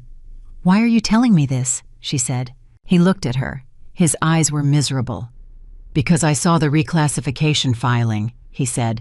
The one that listed your personal submissions as company strategy team output. I processed that one too, and I've been thinking about it for 2 weeks since your attorney's letter arrived, and I... He stopped again, looked at his hands. I have a wife, he said. I have 2 kids, and when I found out what those filings were actually for, I couldn't just... Mr. Webb, Rachel said carefully, are you willing to make a statement? He looked up. His face was the face of a man standing at the edge of something he cannot entirely see and deciding to jump anyway. I'm willing to tell the truth, he said, about what I was told, about what I filed, about what I know. He swallowed. I've already talked to my own attorney. She told me that voluntary disclosure of my role combined with cooperation significantly reduces my personal exposure. Your attorney is correct, Rachel said. Will you... He stopped. Will you make sure your attorney knows I came here voluntarily, that I came before I had to, that I didn't wait to be subpoenaed? Rachel looked at this frightened, decent man who had processed documents he hadn't understood and was now sitting at her desk, trying to make it right with the inadequate tools available to people who are in too deep and know it. "Yes," she said. "I'll make sure Carol knows." He nodded. He stood up. He put out his hand. She shook it. After he left, she sat very still for a moment. Then she called Carol. "Daniel's legal affairs manager just came to see me," she said. "His name is Marcus Webb. He wants to cooperate." Carol's intake of breath was not quite audible, but Rachel caught the fraction of a pause that preceded her response. "He processed the fraudulent reclassification filing," Carol said. "He says he was told it was standard language," Rachel said. "He says he didn't understand what it was for." "And you believe him?" Rachel thought about Marcus Webb's miserable eyes and his clasped hands, and the way he had said, "I have a wife. I have 2 kids." "I believe he told me the truth today," she said. "Whether he was innocent at the time of the filing is a question for the process, but today, yes, I believe him." "This changes things significantly," Carol said. "An inside witness to the document filing is—" She stopped. "Rachel, this is the case. This is the complete case." Rachel sat back in her chair. "I know," she said quietly. She stared at the ceiling of her office for a long moment. She thought about the morning 5 weeks ago when she had come home to a man packing a suitcase. She thought about the sound of the zipper. She thought about the photograph of Barcelona on the dresser. She thought about Victoria Blake's deliberate, precise warmth deployed over 2 years as a management tool. She thought about the word premeditation. She thought about Marcus Webb and his 2 kids and his own attorney and his miserable eyes. She thought about a boardroom. She thought about 1 week from today. The shareholder meeting was in 7 days, and she had everything she needed. Not just the intellectual property claim, not just the fraudulent filing, not just Diane Marsh's emails or Alexander's corporate espionage case or the handwriting analysis that had confirmed the dating of every document in the fireproof box. She had a witness to the crime itself. She had the inside man. She had the complete case. She picked up her phone. She called Alexander. He answered on the first ring. "We're ready," she said. A single beat of silence. "A week early," he said. "7 days is not early," she said. 7 days is exactly on time. Another beat. "What changed?" he asked. "Everything we needed came together," she said. "Carol can tell you the details tomorrow, but I need you to know tonight that when we walk into that boardroom next week, we walk in with everything." The line was quiet. And then Alexander Blake said something that Rachel did not expect. "How are you?" he said. Not the reconnaissance version the way Daniel had asked it. The real version. The way a person asks when they actually want to know. She sat with the question for a moment. "I'm scared," she said, and it was the truest thing she had said in weeks. "I'm ready and I'm certain and I'm scared, all 3 at the same time." "That's right," he said. "That's exactly right. Anyone who isn't scared before something like this isn't taking it seriously enough." She let out a breath she hadn't known she was holding. "Thank you," she said. "For what?" She thought about it. "For showing up at my door, for sitting at my kitchen table, for not trying to manage me, for asking the real question instead of the reconnaissance version, for understanding without being told the difference between helping someone and taking them over, for taking it seriously," she said. Another silence, different from all the others, warmer than most. 7 days, he said. 7 days, she confirmed. She hung up. She sat alone in her office at Northwestern Memorial, in the building where she had spent 3 days a week for 4 years, doing work that she was genuinely good at, and she thought about the boardroom. She thought about Daniel walking in confident, prepared, carrying her work in a presentation deck under his arm, about to hand it to a room full of witnesses. She thought about what it was going to feel like to stand up. She had been quiet for 12 years. She had been invisible for 12 years. She had documented and preserved and protected the truth for 12 years, not because she planned to use it, but because she was the kind of woman who knew that truth needed to be protected, the way you protect anything valuable, carefully, consistently, and without drawing attention to the fact that you are protecting it at all. 12 years of patience, 7 days left. She opened her laptop. She started writing the statement she would read in the boardroom. She had been writing it in various forms in the back of her mind for 12 years. Now she was just putting it on the page. She finished the statement at 2 in the morning. Not because she had been struggling with it, because she had been perfecting it.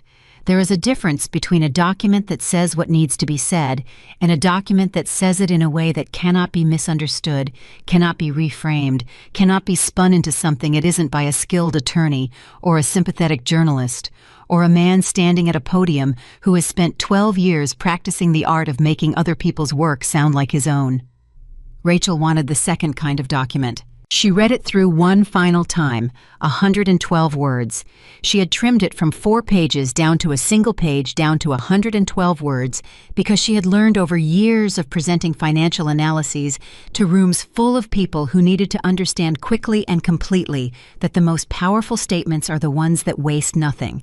She saved it, closed the laptop, went to bed. She slept for 5 hours deeply, and without dreaming the sleep of someone who has finished something that needed to be finished. She woke at 7, made coffee, and called Carol. "I want to walk through the sequence one more time," she said. Carol had been awake for an hour already. Rachel could tell by the quality of her attention. "I'm ready," Carol said. "Marcus Webb's statement," Rachel said. "It's been formally recorded and witnessed. Signed and notarized yesterday afternoon," Carol said. He also provided a supplementary document listing every filing he processed at Daniel's direction over the last 3 years with his annotations about what he was told each filing was for versus what he now understands the actual purpose to have been. Alexander's corporate espionage case against Victoria. Status. His legal team filed in federal court yesterday morning. Victoria was served at 9:15 p.m. last night at the Peninsula Hotel. A pause. She was with Daniel when the process server arrived. Rachel absorbed that. "She was served in front of him," she said. "Yes." She thought about that for a moment, about the expression on Victoria Blake's face when the documents landed in her hands with Daniel Morgan sitting 3 feet away, about the particular quality of silence that must have followed. "How did his attorney respond?" Rachel asked. "Daniel's attorney contacted Carol's office at 6:45 this morning," Carol said. "Before business hours. He wants an emergency call." "He can have it," Rachel said. "At noon. Not before. I'll tell him noon." "Carol," Rachel paused. "Are we ready? Completely ready? Not almost ready? Completely." Carol was quiet for 3 seconds, the kind of quiet that belongs to someone running a final internal inventory. "We are completely ready," she said. Rachel exhaled. "Then let's finish it," she said. The emergency call with Daniel's attorney, a man named Jeffrey Harland, who had the practiced smoothness of someone who had spent 30 years settling situations that were supposed to be unsettleable, happened at noon exactly. Rachel sat in Carol's conference room. Carol sat beside her. On the speakerphone, Jeffrey Harland's voice moved through the room with the careful deliberateness of a man choosing every word at tournament speed. "My client is prepared to significantly revise the settlement offer," Harland said. "In recognition of certain contributions Mrs. Morgan made to the company during the marriage, he is willing to offer an equity stake in the company in addition to the previously offered cash settlement." Carol looked at Rachel. Rachel's expression did not change. "What equity percentage?" Carol asked. 12%, Harland said. 12% of a company whose entire financial foundation had been built on Rachel's work. "No," Rachel said. A pause. "Mrs. Morgan, 12% of the Morgan Group's current valuation represents—" "I know exactly what it represents," Rachel said. "And it represents a fraction of what my documented contributions are worth. It also requires me to remain a minority shareholder in a company whose documents have been fraudulently filed, which makes me a party to that fraud by association." She paused. "No." Harland regrouped. "What would Mrs. Morgan consider acceptable?" Carol looked at Rachel. Rachel shook her head. A single clean motion. "We're not negotiating a settlement today," Carol said. "My client is proceeding with the intellectual property claim and the fraud documentation. If your client wants to discuss terms, he can do so after the full scope of our case has been presented to the board." A silence that lasted exactly 4 seconds. "The board," Harland said carefully. "The shareholder meeting is in 6 days," Carol said. "We'll see everyone there." Harland's voice lost approximately 15% of its smoothness. "Mrs. Morgan, I strongly advise—" "Thank you for the call," Carol said pleasantly, and hung up. The conference room was quiet for a moment. Then Rachel said, "He's going to call Daniel the second he hangs up." "He already has," Carol said. "He probably had Daniel on a second line." "Good," Rachel said. "Let them talk." She stood up, gathered her bag, paused at the door. 6 days, she said. 6 days, Carol confirmed. She was halfway to the elevator when her phone rang. Not Carol, not Alexander, not a number she recognized. She answered. "Mrs. Morgan." A woman's voice, controlled, musical, familiar in the way that a voice you have heard across dinner tables is familiar. "This is Victoria Blake." Rachel stopped walking. She stood in the corridor of Haynes and Weston with her bag over one shoulder and her phone against her ear, and she felt something move through her that was not quite surprise because she had known in some part of herself that this call was coming. She had known it since Alexander told her about their meeting. She had known it since Harlan's noon call landed and went the way it went. She had known Victoria would call herself when the other options failed. "Victoria," she said. Her voice was level, pleasant almost, the voice of a woman who has been managing her emotions at a professional level for 6 weeks. "I think we should meet," Victoria said. "Just us, no attorneys, no Alexander." A pause. "I think there are things we should say to each other that are too important to be filtered through lawyers." Rachel considered the request for exactly 5 seconds. "All right," she said. Another pause, longer this time, as if Victoria had prepared for refusal and needed a moment to adjust to agreement. "Tomorrow morning," Victoria said. "The Gage restaurant, 9 o'clock." "I'll be there," Rachel said. She hung up. She called Alexander immediately. "Victoria just called me," she said. "We're meeting tomorrow morning." A beat of silence. "Rachel, I know what you're going to say. She's going to try to—" "I know what she's going to try," Rachel said, "and I'm going to let her try it, because the last time Victoria underestimated me was 2.5 years ago, and it cost her everything. I want to be in the room when she figures that out." Alexander was quiet for a moment. "Will you at least have Carol on standby?" he said. "Carol will be in the restaurant," Rachel said, "at a different table." A longer pause. Then, "You've already planned this." "I planned it the moment I knew she'd call," Rachel said. He made a sound that was not quite a laugh but occupied the same space. "You knew she'd call." "Of course I knew," Rachel said. "When the legal pressure hits and the settlement negotiation fails and the person you've been managing for 2.5 years stops performing the way you need her to, you make direct contact. You go back to the original playbook." She paused. "She managed me through Daniel for 2 years. Now she's going to try to manage me directly. She thinks she can do it because she's always been able to do it." "And she can't," Alexander said. "Not anymore," Rachel said quietly. "Not ever again." She met Carol for dinner that evening to prepare. They sat in a corner booth of a quiet Italian restaurant on North Wells, and Carol ordered wine that Rachel did not drink, and they went through every possible version of what Victoria might say. "She might offer you money," Carol said. "A private payment outside the legal process, something that would require an NDA. She'd have to offer me a great deal of money," Rachel said, "and I'd still say no." "She might try the sympathy angle," Carol said. "Position herself as another victim of Daniel, a woman who was manipulated by a man with ambition." "There are 18 emails that make that argument very difficult," Rachel said. "She might go personal," Carol said. "Your marriage, your relationship with Daniel, things only someone in Daniel's confidence would know." Rachel looked at her coffee cup. "Let her," she said quietly. "Whatever she knows about my marriage, I know more. And whatever she thinks my weaknesses are, she identified them 2.5 years ago when she was planning this. A person's weaknesses don't stay the same for 2.5 years, not when the person is paying attention." Carol studied her across the table. "You've changed," Carol said, "since the night this started. You're different from the woman I met 6 weeks ago." Rachel thought about it honestly. "I'm not different," she said. "I'm more completely myself than I've ever been." She paused. "I spent 12 years being a partial version of myself, the version that fit inside Daniel's story. This is what happens when you stop editing yourself to fit someone else's narrative." Carol lifted her wine glass. "To unedited women," she said. Rachel lifted her coffee cup. They drank. The next morning, Rachel arrived at the Gage at 8:52. She chose a table near the back facing the door. Carol arrived 2 minutes later and sat 3 tables away without acknowledging her. Victoria Blake walked in at 9 o'clock exactly. She was Rachel had to acknowledge a remarkably composed woman.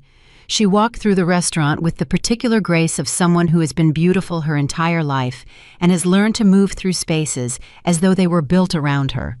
She wore a dark coat and minimal jewelry, and she looked at first glance like a woman who was handling a difficult personal situation with admirable dignity. Rachel watched her approach and thought about the 7th email. The one that said the wife is the real problem, the one that said keep her distracted. Victoria sat down across from her. For a moment, neither of them spoke. Then Victoria said, "Thank you for coming." "Of course," Rachel said. "I want to start by saying that I know there is nothing I can say that will make what happened less painful," Victoria said. Her voice was warm and direct and precisely calibrated. "And I'm not here to minimize it." "All right," Rachel said. "I'm here because I think we've both been caught in something that got larger than either of us intended," Victoria said. "And I think there's a way through this that doesn't require destroying everyone involved." "Tell me what you're thinking," Rachel said. Victoria clasped her hands on the table. It was almost the same gesture Marcus Webb had made Rachel noticed. The gesture of people who are trying to project sincerity while managing enormous internal pressure. "I know about your legal case," Victoria said. "I know about the intellectual property claim. I know about Marcus Webb." A flicker, barely visible. She hadn't known if Rachel knew she knew about Marcus. She was testing. "I know that you've built something that could seriously damage Daniel's company." "Yes," Rachel said simply. "What I'm proposing," Victoria said, "is a private resolution, one that gives you what you're actually owed the credit, the financial recognition, without the public process, without the boardroom confrontation, without the collateral damage to people who don't deserve to be caught in the crossfire." Rachel looked at her. "Which people?" she said. "Employees," Victoria said. "The Morgan Group has 47 employees. If the company collapses as a result of a public fraud, finding those people lose their jobs." It was a good argument. Rachel acknowledged that internally. It was the argument she would have been most susceptible to 6 weeks ago, before she understood the full architecture of what had been done to her. The appeal to the broader consequence.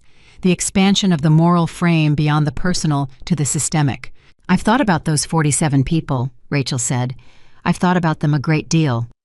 "Then you understand why a private resolution—" "I've thought about them," Rachel said.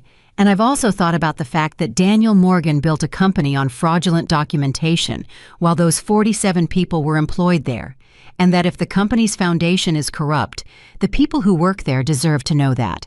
They deserve to make decisions about their professional lives based on accurate information about the company they've given their time to." Victoria was quiet. "I've also thought," Rachel continued, "about the fact that the lakefront acquisition, which Daniel is planning to present to shareholders in 5 days, using my financial methodology, is a $40 million deal.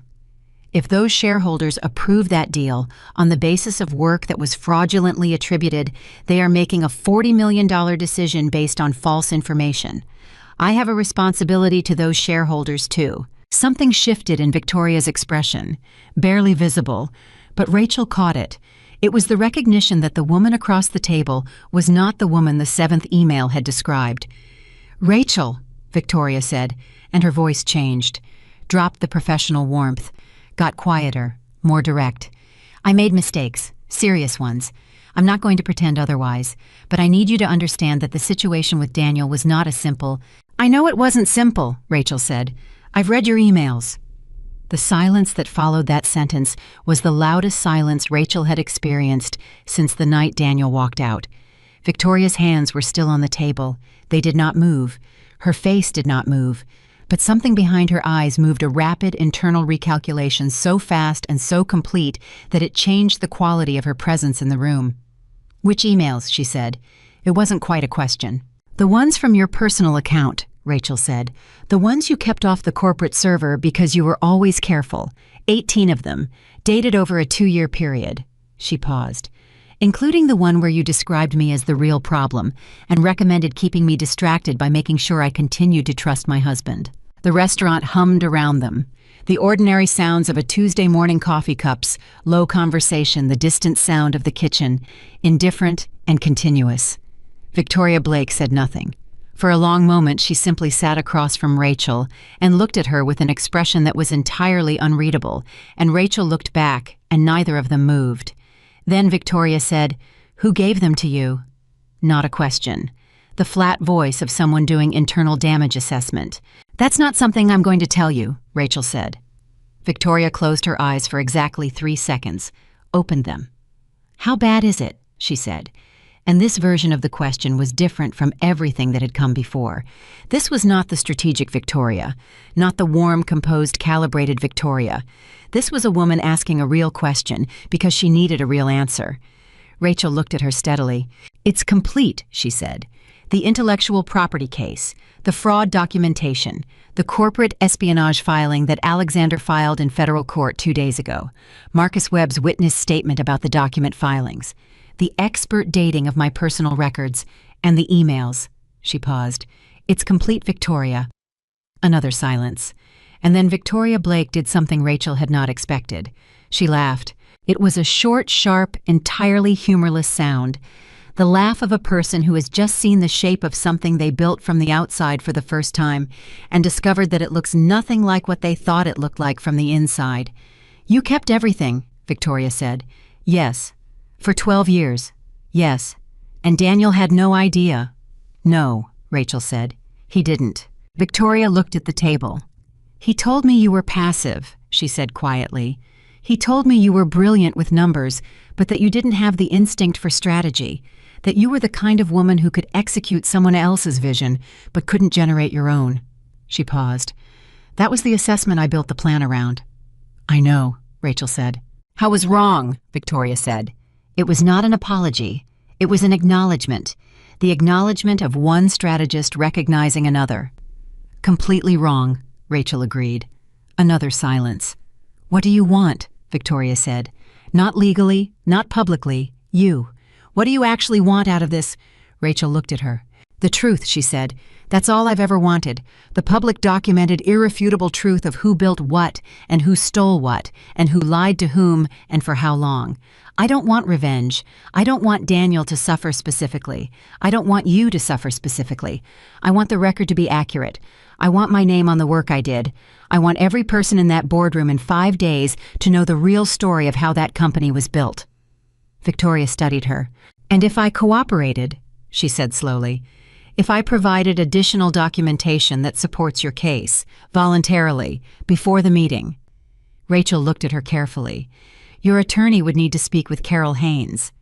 "My attorney," Victoria said with a slight edge that contained the ghost of a different conversation, the conversation she had come here expecting to have, "is currently advising me not to say anything without him present." "That's good advice," Rachel said. "You should follow it." Victoria looked at her for a long moment. "You came here knowing I couldn't offer you anything," she said. "You came here because you wanted to see me understand."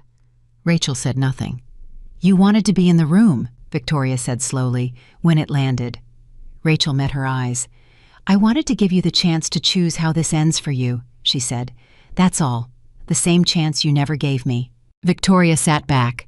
She looked for the first time since she had walked through the door like a woman who was tired. Not the performed exhaustion of someone managing a narrative, the real kind.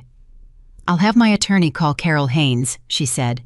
Rachel nodded. She stood, put on her coat, picked up her bag. She paused. "Victoria," she said, "for what it's worth, whatever your reasons were, whatever the original plan was, I don't think you expected it to become what it became. I don't think anyone ever does." Victoria looked up at her. "No," she said quietly. "They don't." Rachel left. She walked past Carol's table without stopping. Carol would see her expression. Carol would understand. She walked through the restaurant and out into the cold morning air, and she stood on Michigan Avenue and she breathed. Her phone rang 30 seconds later. Carol. "Victoria's attorney is going to call me," Rachel said, before Carol could speak. "She's considering cooperation." Carol was silent for 3 full seconds.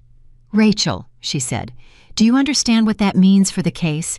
"It means it's over," Rachel said, "before we even get to the boardroom." "Not quite over," Carol said, "but close, very close." Another pause. "What did you say to her?" "The truth," Rachel said. "Just the truth." She started walking. The city moved around her, indifferent and continuous, and entirely unaware that something significant had just shifted in one of its restaurants on a Tuesday morning in November. Victoria's attorney called Carol at 2:15 that afternoon. Rachel was at Northwestern at her desk, trying to concentrate on a hospital budget analysis that felt, under the circumstances, almost comically mundane when Carol texted, "Victoria is cooperating. Full cooperation. Her attorney is delivering additional documentation this afternoon. Call me at 4. Rachel read the text. Read it again. Then she set her phone face down on her desk and pressed her hands flat on the surface and breathed. 1 breath, 2, 3. Tom Briggs appeared at her shoulder. He looked at her face. "That face," he said. "That's a different face from before. That's not the large thing incoming face. That's the large thing completed face." "Go back to work, Tom," she said. "That's definitely the completed face," he said, retreating. She called Alexander at 3 o'clock an hour before her call with Carol because she wanted him to hear it from her. He answered immediately. "Victoria is cooperating," she said. The silence on his end was long and complex. The silence of a man processing information that operates on multiple levels simultaneously. The legal level, the strategic level, and the deeply personal level of a man whose wife of 15 years has just agreed to testify against the operation she ran against him. "When?" he said. "Her attorney called Carol this afternoon. Documentation is being delivered today." Another silence. "How did you do it?" he asked. "In the meeting. What did you say?" Rachel thought about the restaurant, about Victoria's unreadable face, about the moment the 7th email landed in the conversation, about the laugh, about the question, "What do you actually want?" "I told her the truth," Rachel said, "and I gave her the chance to choose. That's it." "That's everything," Rachel said. "Most people, when they're caught completely, will choose to cooperate if you give them a dignified path to it.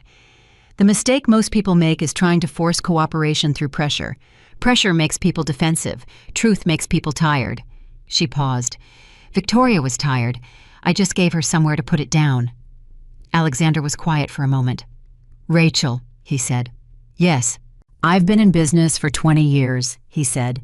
"I have sat across from some of the most sophisticated negotiators in the country. I have hired consultants who charge $10,000 an hour to do exactly what you just did in a breakfast meeting." He paused. "I want you to know that I see that, clearly." She felt something warm move through her that she was not quite ready to examine. "Thank you," she said. The 4 o'clock call with Carol lasted 90 minutes. Victoria's cooperation, it turned out, was not simply a statement of involvement. It was a complete disclosure.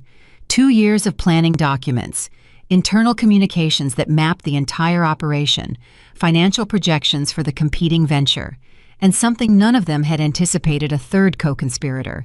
Victoria had not designed this alone. She had a business partner, a silent one.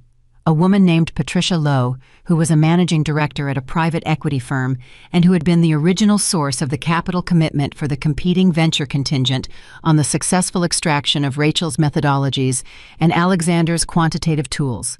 Patricia Lowe had been the money behind the plan, and her capital commitment totaling $8 million was documented in writing. Rachel sat in Carol's office and listened to this with the particular stillness that she had learned to maintain when new information of significant weight arrived in a situation she thought she already fully understood. "There's a third party," she said. "A financially committed third party," Carol said, "which elevates this from a personal betrayal and a business dispute to a coordinated investment fraud." "Patricia Lowe," Rachel said. She knew the name, vaguely. A face at industry events, a woman who moved through Chicago's financial circles with the confident ease of someone who had made a great deal of money and knew exactly what that meant in rooms like the ones they both inhabited. "She's already been notified by Alexander's legal team," Carol said. Apparently she had no idea the intellectual property extraction was undocumented, fraudulent, and involving a cooperating witness. She believed Victoria had legitimate access to the materials. "Does she have her own exposure?" Rachel said. "Significant exposure," Carol said. "Her attorney called Alexander's team this afternoon as well. She is also considering cooperation." Rachel looked at Carol. "2 cooperating witnesses," she said. "In addition to Marcus Webb," Carol said. "Yes." Rachel sat back. The architecture of the whole thing was visible to her now, completely the way a financial model becomes visible when the last variable resolves and the full picture comes into focus. She could see every piece of it.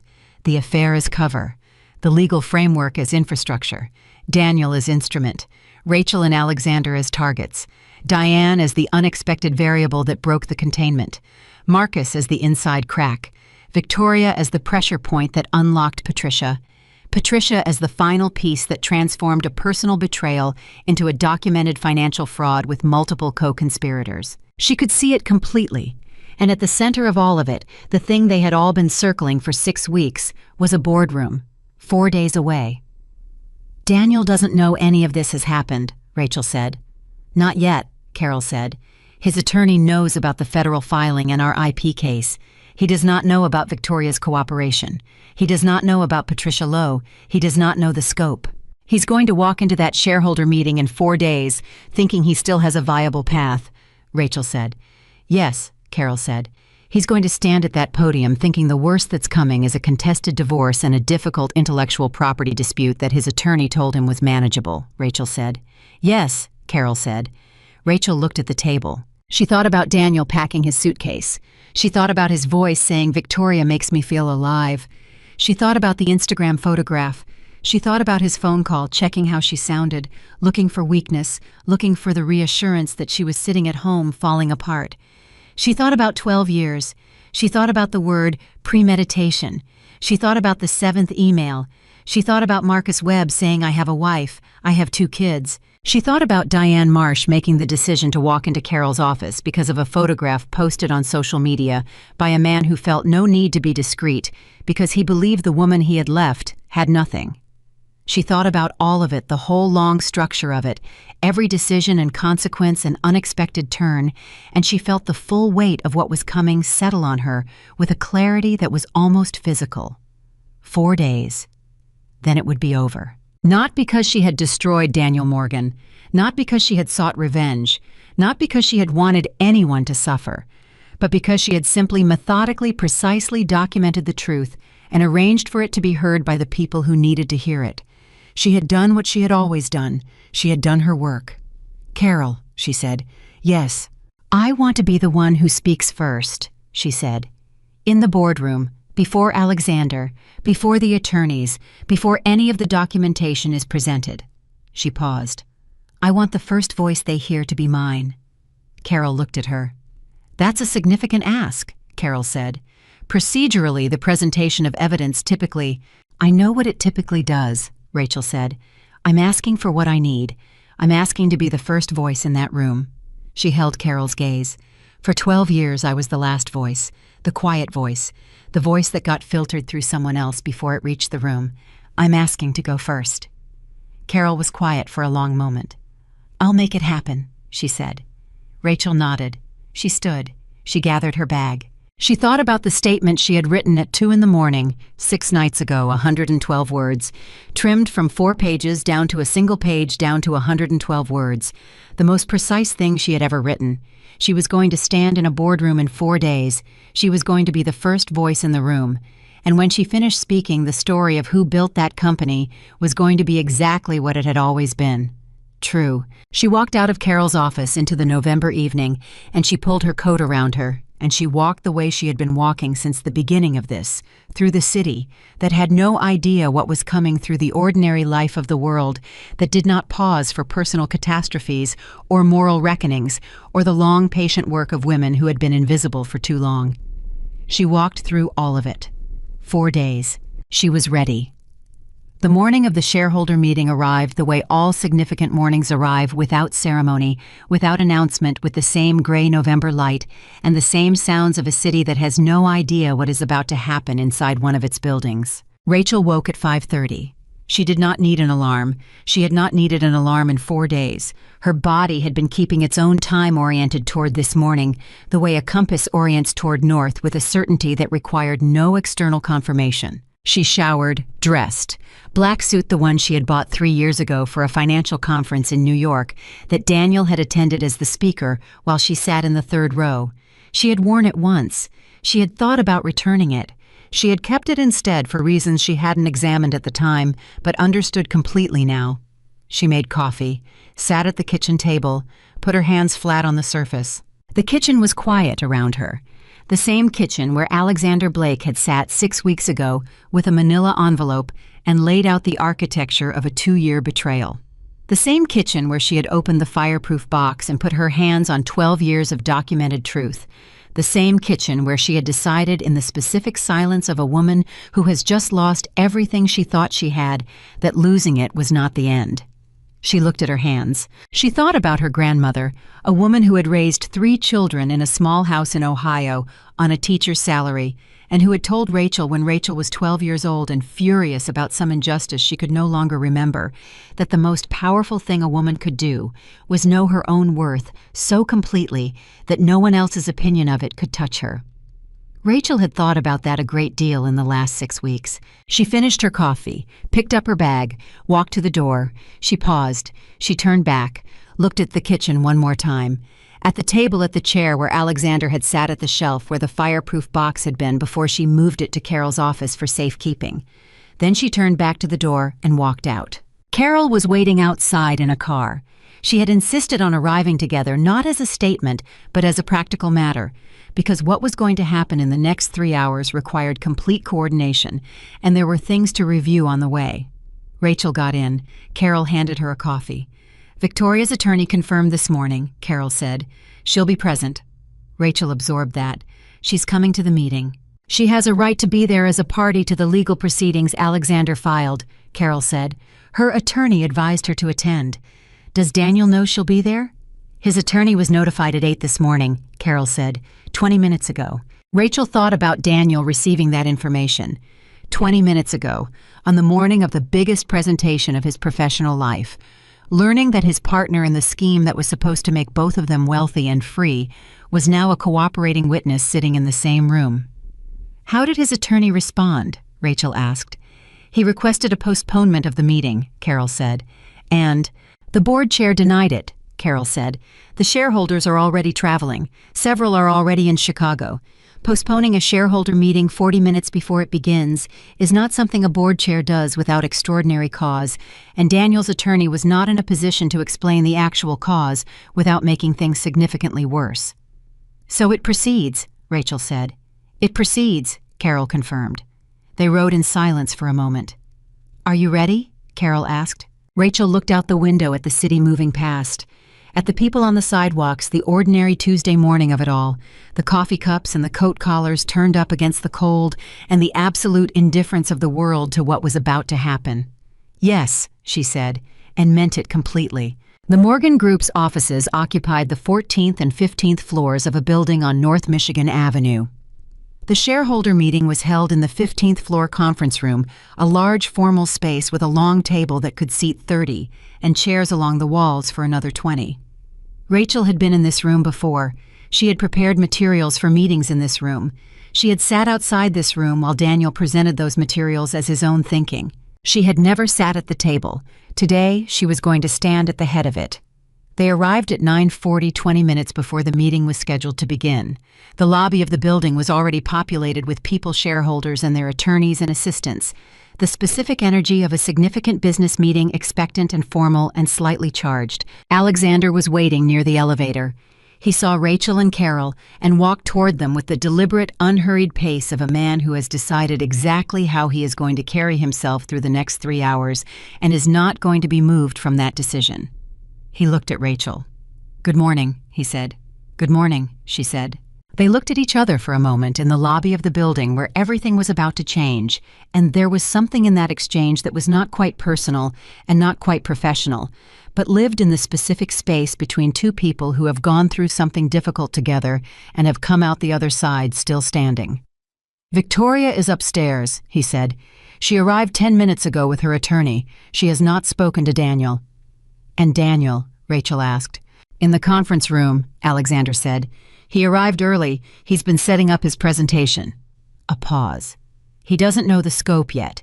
His attorney told him there would be legal complications today, but was not able to tell him the full picture without exposing his own involvement in the advice he gave." Rachel nodded. "Then let's go," she said. They went up in the elevator together, the three of them, Carol and Alexander and Rachel, and nobody said anything because there was nothing left to say. Everything that needed to be prepared had been prepared. Everything that needed to be documented had been documented. Everything that needed to be arranged had been arranged. The elevator opened on the 15th floor. Rachel walked out first. The conference room was visible at the end of the corridor. The door was open. She could see people inside, already shareholders in their seats, assistants arranging materials, the specific busy quiet of a room preparing for something important. She could see Daniel at the far end of the room speaking to someone near the presentation, set up his back to the door. He was wearing the blue suit, the one he wore for major presentations, the one she had taken to the dry cleaner 17 times. He was gesturing while he spoke, the expansive, confident gesture of a man who is in his element, who is about to do the thing he does best. She watched him for a moment. She thought about the man she had married, the man she had believed in, the man who had stood in a church and made her a promise that he had apparently begun planning to break before the ink was fully dry on the company documents. She felt grief for that man, a brief, clean grief, the grief of acknowledging that a version of someone she had loved had never quite existed. And then she put it down. She walked into the conference room. She didn't announce herself. She didn't make a gesture. She simply walked in and found a chair not at the walls but at the table, 3 seats from the head, and she sat down and she put her folder in front of her and she looked at the room. Several people noticed her immediately. She recognized some of them. Shareholders who had been at company events over the years. People who knew her as Daniel's wife, the quiet one, the one who smiled and circulated and said all the right things and never talked about the work. She watched them notice her. She watched them look at each other. She was still watching the room recalibrate around her presence when Daniel turned from the presentation setup and saw her. The change in his face was immediate and almost imperceptible. Almost. She caught it because she had spent 12 years learning that face. The fraction of a second before his professional composure reasserted itself, she saw it. Shock. And underneath the shock, fear. And underneath the fear, something that might have been in a different life, in a different version of the story. The recognition of someone who knows in the instant before they can stop themselves from knowing that they have made a catastrophic mistake. Then the composure came back. The blue suit version of Daniel Morgan returned. He crossed the room toward her. "Rachel," he said. His voice was controlled, quiet. "I didn't know you'd be here." "I know," she said. He looked at her folder. He couldn't read it from where he was standing, but she watched his eyes move to it and stay there for a fraction of a second too long. "This isn't the place for," he began. "Good morning, Daniel." The voice came from behind him. He turned. Alexander Blake was standing in the doorway of the conference room. Daniel's face went through 3 expressions in rapid succession. She watched all 3. First, the social reflex, the smile of a man greeting someone he knows. Then the confusion as the brain caught up with the situation. Then the realization, slow and cold, that Alexander Blake had no professional reason to be in this room. "Alexander," Daniel said, "I didn't realize you'd be what brings you." "I have an interest in this meeting," Alexander said pleasantly. "A legal interest, as it turns out." Daniel looked at Alexander, looked at Rachel, looked at Carol Haynes, whom he clearly recognized as an attorney from the way she was carrying herself and the materials she was organizing. Rachel watched him do the math. She watched the moment he got the answer. His jaw tightened, his shoulders shifted. Something behind his eyes went very still in the way that things go still when a person is controlling a significant internal reaction with everything they have. "Jeffrey," he said to his attorney who had materialized at his elbow, "can I speak with you for a moment?" They moved to the corner. Rachel watched them from her seat at the table. She did not try to hear what they were saying. She didn't need to. She could read the conversation from Daniel's posture, the question, the response, the second question, sharper. The response that made Daniel's shoulders move in a way that told her his attorney was delivering the information about Victoria's cooperation for the first time. She watched Daniel receive that information. She had wondered if the days leading up to this how he would react. She had considered several possibilities: anger, denial, an attempt to regroup and fight, a strategic retreat.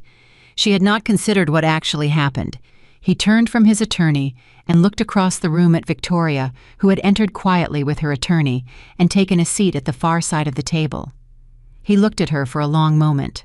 And Victoria Blake, who had recruited him, who had planned an operation around him, who had been prepared by Diane's account to discard him once his usefulness was exhausted, looked back at him with an expression Rachel could not fully read from across the room. Daniel said something to her, too quiet to hear. Victoria looked at her attorney. Her attorney put a hand on her arm. She said nothing to Daniel. He turned away. And in that turning away and that single movement, Rachel saw something that surprised her. Not triumph. She had expected to feel something adjacent to triumph in this moment. Instead, she felt something quieter and more complicated. The particular sadness of watching a person discover all at once the full shape of the trap they walked into willingly. Daniel had believed he was the one running the plan. He had believed Victoria and he were partners equals co-architects of a future they were building together. And in the 30 seconds that had just elapsed in the corner of this conference room, he had discovered that the woman he had blown up 2 marriages for had been running an operation in which he was an instrument, not a partner. The same way he had run an operation in which Rachel was an instrument. She felt the symmetry of it. The board chair called the meeting to order at 10 o'clock exactly. His name was Robert Chen, a compact, serious man in his late 60s, who had been on the Morgan Group board since the company's 3rd year. He looked at the room with the expression of a man who had been told this morning that something significant was going to happen at his meeting, and who was managing that foreknowledge with the particular discipline of someone who has chaired enough difficult meetings to know that the chair's job is to hold the structure together while everything inside it changes. "Before we begin the scheduled agenda," Robert said, "I've been informed that there are legal matters that require the board's attention. I'm going to allow those to be addressed first." He paused. "Mrs. Morgan, I understand you have requested the floor." Every head in the room turned. Rachel stood. She picked up the single page in her folder. The 112 words. The statement she had written at 2 a.m. 6 weeks ago and had not changed by a single word since. She looked at the room, at the shareholders, at the board members, at the attorneys, at Alexander sitting to her right, at Carol behind him, at Victoria at the far end of the table, at Daniel standing near the presentation setup with his blue suit and his prepared slides and the ruins of a plan that had just collapsed underneath him. She looked at all of them, and she began. "My name is Rachel Morgan. For 12 years, I served as the primary financial strategist for the Morgan Real Estate Group, a company my husband Daniel Morgan founded in 2012. I designed the investment methodology that has driven every major deal this company has made.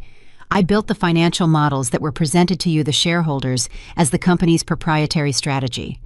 I wrote the analyses that were attributed to an internal strategy team that has never existed." The room was completely silent. "I am not here to ask for sympathy," she said. "I am here to correct the record, because in 6 days you are going to be asked to approve a $40 million acquisition based on financial modeling that I produced presented to you as the work of this company's strategy team. You deserve to know the truth before you made that decision. That is the only reason I am standing here." She put the page down. She sat. The silence lasted 4 seconds. She counted them. Then Carol Haynes stood and began to present the case. What followed was 2 hours and 14 minutes of documentation. Carol presented the intellectual property case with the precision and completeness that Rachel had come to understand was simply Carol's natural mode of operation. The dated documents, the expert analysis confirming the dating, the fraudulent reclassification filing, Marcus Webb's witness statement, the original strategy documents in Rachel's handwriting with dates that preceded the company's first major deals by weeks and months. Alexander's attorneys presented the corporate espionage case against Victoria, the data transfers, the confidential information extracted from Blake Global Systems, the documented methodology theft. And then quietly, without drama, Victoria's attorney presented his client's cooperation agreement. Daniel's attorney objected 4 times during the presentation. Each objection was addressed by Carol or Alexander's team with specific documentation. Each objection once addressed was not repeated. Jeffrey Harland was a skilled attorney who understood with increasing clarity as the morning progressed that the case on the other side of the table was not the case he had been told he was defending against. At 11:47, Robert Chen called a 15-minute recess. Rachel sat at the table while people moved around her. She did not move. She did not check her phone. She sat with her hands in her lap, and she breathed, and she thought about nothing in particular. Margaret, who had come as a supporter and sat against the wall throughout the presentation, appeared beside her chair. "You okay?" Margaret said quietly. "Yes," Rachel said. "You were extraordinary," Margaret said. "I was accurate," Rachel said. "That's all." Margaret put her hand briefly on Rachel's shoulder, squeezed once, moved away. During the recess, Daniel approached her. She had been expecting this.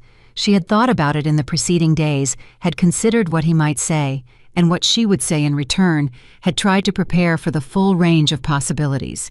She had not quite succeeded in preparing for what he actually said. He sat down in the chair beside her, not across from her, beside her. The chair where they might have sat if they had come to this meeting together as partners, as the couple they had been in the story she had believed for 12 years. He sat there for a moment without speaking. She waited. "I told myself," he said finally, "that what you contributed was just support, that any good partner would have done the same, that the real work, the risk, the public face of it, that was mine." He paused. "I told myself that for 12 years. She said nothing. "I knew it wasn't true," he said. "I think I knew it from the beginning. He stopped. It was easier to believe the story than to share the credit. She looked at him. At this man she had loved honestly and completely, who had looked at what she offered and chosen deliberately and repeatedly to take it rather than honor it. "I know," she said quietly. "I'm sorry," he said. She looked at him for a long moment. "I know that too," she said. "I believe you are. Right now in this chair you are." She paused. "But sorry after you're caught is a different thing from sorry before, and I don't need your apology to know my own worth. I stopped needing that 6 weeks ago." He looked at the table. "What happens now?" he said. "To the company." "That depends on the board," she said. "Carol will be filing the full IP claim this afternoon. The fraudulent filing will likely trigger a regulatory review. The lakefront acquisition will need to be restructured with accurate attribution of the methodology, which means renegotiating terms with the acquisition partners." She paused. "The company isn't finished, Daniel. The work is real. The strategies are sound. The deals are legitimate. The only thing that was false was who got the credit." He looked at her. "You're still thinking about the company," he said. "Even now." "I built it," she said simply. "Of course I'm still thinking about it." He sat with that for a moment. Then he stood, straightened his jacket. "I'll instruct Jeffrey to cooperate fully with your attorney," he said.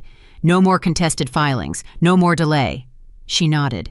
He walked away. She watched him go, and she felt in that moment the last of the grief finish moving through her, not the grief for Daniel specifically, the grief for the version of her life she had believed in the 12-year story that had turned out to be constructed on a foundation of someone else's convenience. She felt it move through her completely, and she let it go, and then it was gone, and she was sitting at the table in a conference room in November with her hands in her lap and the rest of her life ahead of her, and she felt something she had not expected to feel on this day. She felt light. The recess ended. Robert Chen called the meeting back to order. The board voted to suspend the lakefront acquisition pending full review of the intellectual property attribution and the regulatory filing triggered by the fraudulent reclassification. They voted to commission an independent review of all company filings over the previous 3 years. They voted to recognize Rachel Morgan's documented contributions to the company's financial methodology in the official company record. 3 votes, each one unanimous. After the final vote, Robert Chen looked at Rachel across the table. "Mrs. Morgan," he said, "on behalf of the board, I want to say that what you presented today required considerable courage, and that what you built for this company deserved recognition from the beginning." She nodded, accepted it without deflecting. She had learned to do that. The room began to empty. Carol appeared at Rachel's shoulder. "The regulatory filing goes in this afternoon," she said. "Daniel's attorney confirmed full cooperation 20 minutes ago." "Good," Rachel said. "You know this isn't over," Carol said. "The process will take months. The attribution review, the IP claim settlement, the restructuring." "I know," Rachel said. "But the truth is on the record now. The rest is just process." Carol looked at her for a moment. Then she did something Rachel had never seen her do. She pulled Rachel into a brief, fierce hug, released her immediately, reassembled her professional composure as if it had never happened. "Extraordinary woman," Carol said briskly, and walked away to collect her materials. Rachel stood in the emptying conference room. She became aware of Alexander beside her, without him having said anything. He had moved to her side sometime during the board vote, and had simply been there the way he had been there across a kitchen table at 3 a.m, 6 weeks ago, a presence that was not trying to manage her or direct her or take over, but was simply plainly there. "How are you?" he asked, the real version. She thought about it honestly. "Complete," she said. "I feel complete." I was quiet for a moment. She could feel him choosing words with the careful deliberateness she had come to associate with him, a man who said less than he thought and meant everything he said. "What are you going to do?" he said. "Not today, after." She had been thinking about this for 6 weeks. In the spaces between the legal preparation and the strategic planning and the emotional management of everything that was happening, she had been thinking about what came after. Not as an escape from the present, but as an orientation, a North Star to walk toward. "I'm going to start a company," she said, "an investment consulting firm, small to begin with, built correctly from the beginning with the right documentation and the right contracts and the right attribution." She paused. "I've already drafted the business plan." "Of course you have," he said, and there was something in his voice that was warm and certain and completely without surprise. "I'll need capital to start," she said. "I have some savings. The divorce settlement, once it resolves, will provide more. I have a network and I have a track record, even if the track record has been under someone else's name." "I'd like to invest," he said. She looked at him. "Not as a favor," he said quickly. "Not as something I'm doing because of what happened. As a business decision. I've watched how you work for 6 weeks. I've watched you build a complex legal and strategic case from scratch with incomplete resources and a personal stake that would have destabilized most people. I've watched you sit across from Victoria Blake and make her cooperate through the force of being right." He paused. "I've been looking for that quality of thinking for 20 years. I've paid people a great deal of money to get something adjacent to it." He held her gaze. "I'd like to invest in your company, if you'll allow it." She looked at him for a long moment. "There are conditions," she said. "Name them." "I retain complete control of all business decisions. Your investment is capital only, no operational authority. The valuation is set by an independent firm that we both agree on before the investment closes, and the investment agreement is drafted by Carol." "All of those conditions are reasonable," he said. "There's one more," she said. "Go ahead." "We don't mix this with whatever else is happening between us," she said. "The business relationship is the business relationship. The personal is separate. Both have their own terms and their own pace." He held her gaze steadily. "You're right," he said, "and I agree." She nodded.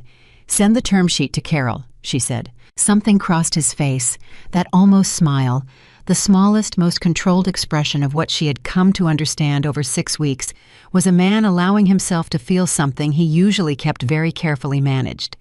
"I'll have it to her by Friday," he said. 6 months later, Rachel Morgan launched Morgan Strategic Partners from a small office on the 12th floor of a building on North Wacker Drive. She had 7 clients on the first day, not because of Alexander's investment, though, that had provided the foundation.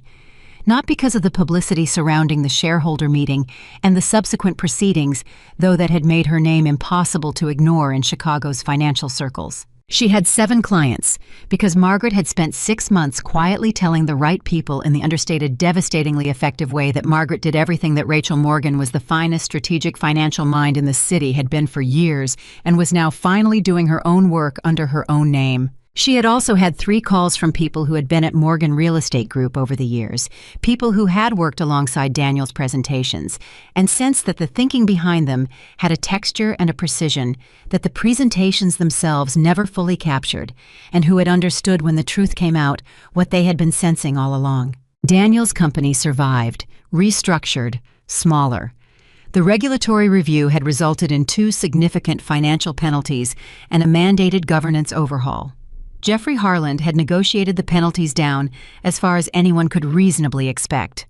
The lakefront acquisition had been renegotiated with accurate IP attribution in the documentation, which meant Rachel's methodology was on the record as the basis for the deal, which meant Rachel's firm had the documentation to market its own services on the strength of that deal's success.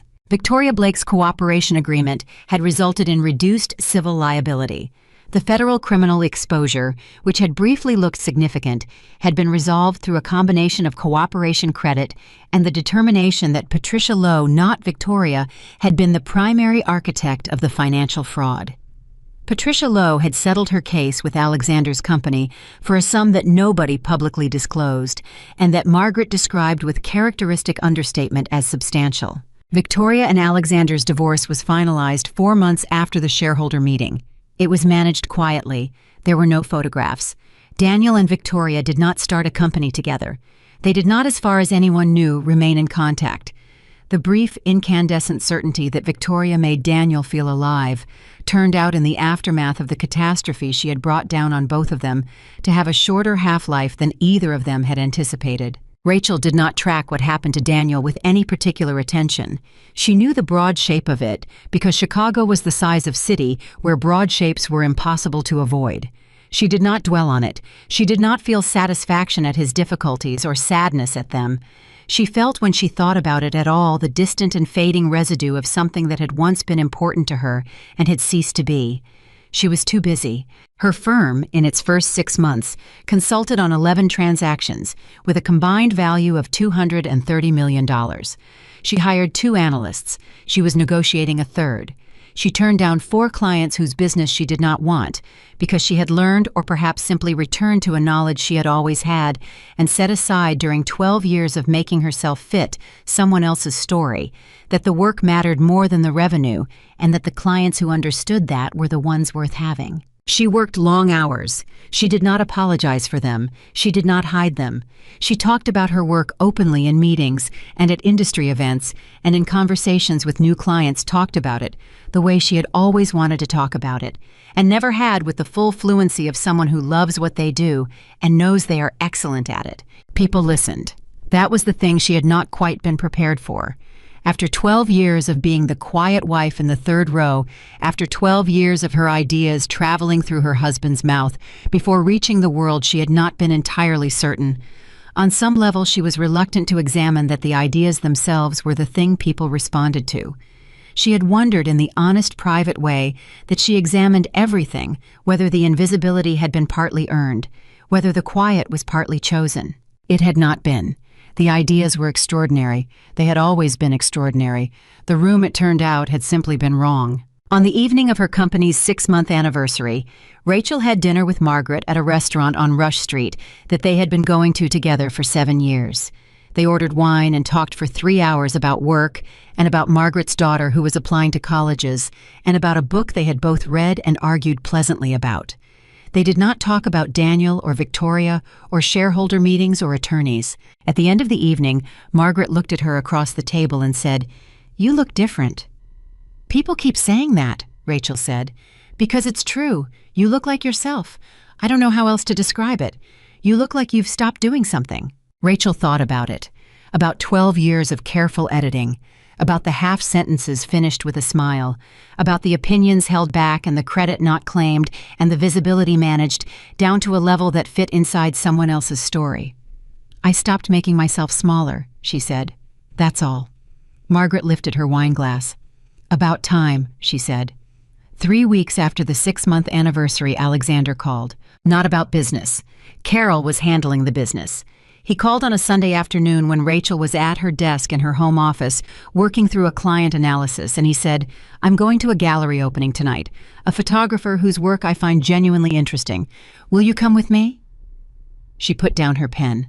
She thought about the conditions she had named in the conference room. The personal is separate. Both have their own terms and their own pace. "Yes," she said. "What time?" "7," he said. "I'll come to you." He came at 7. They went to the gallery.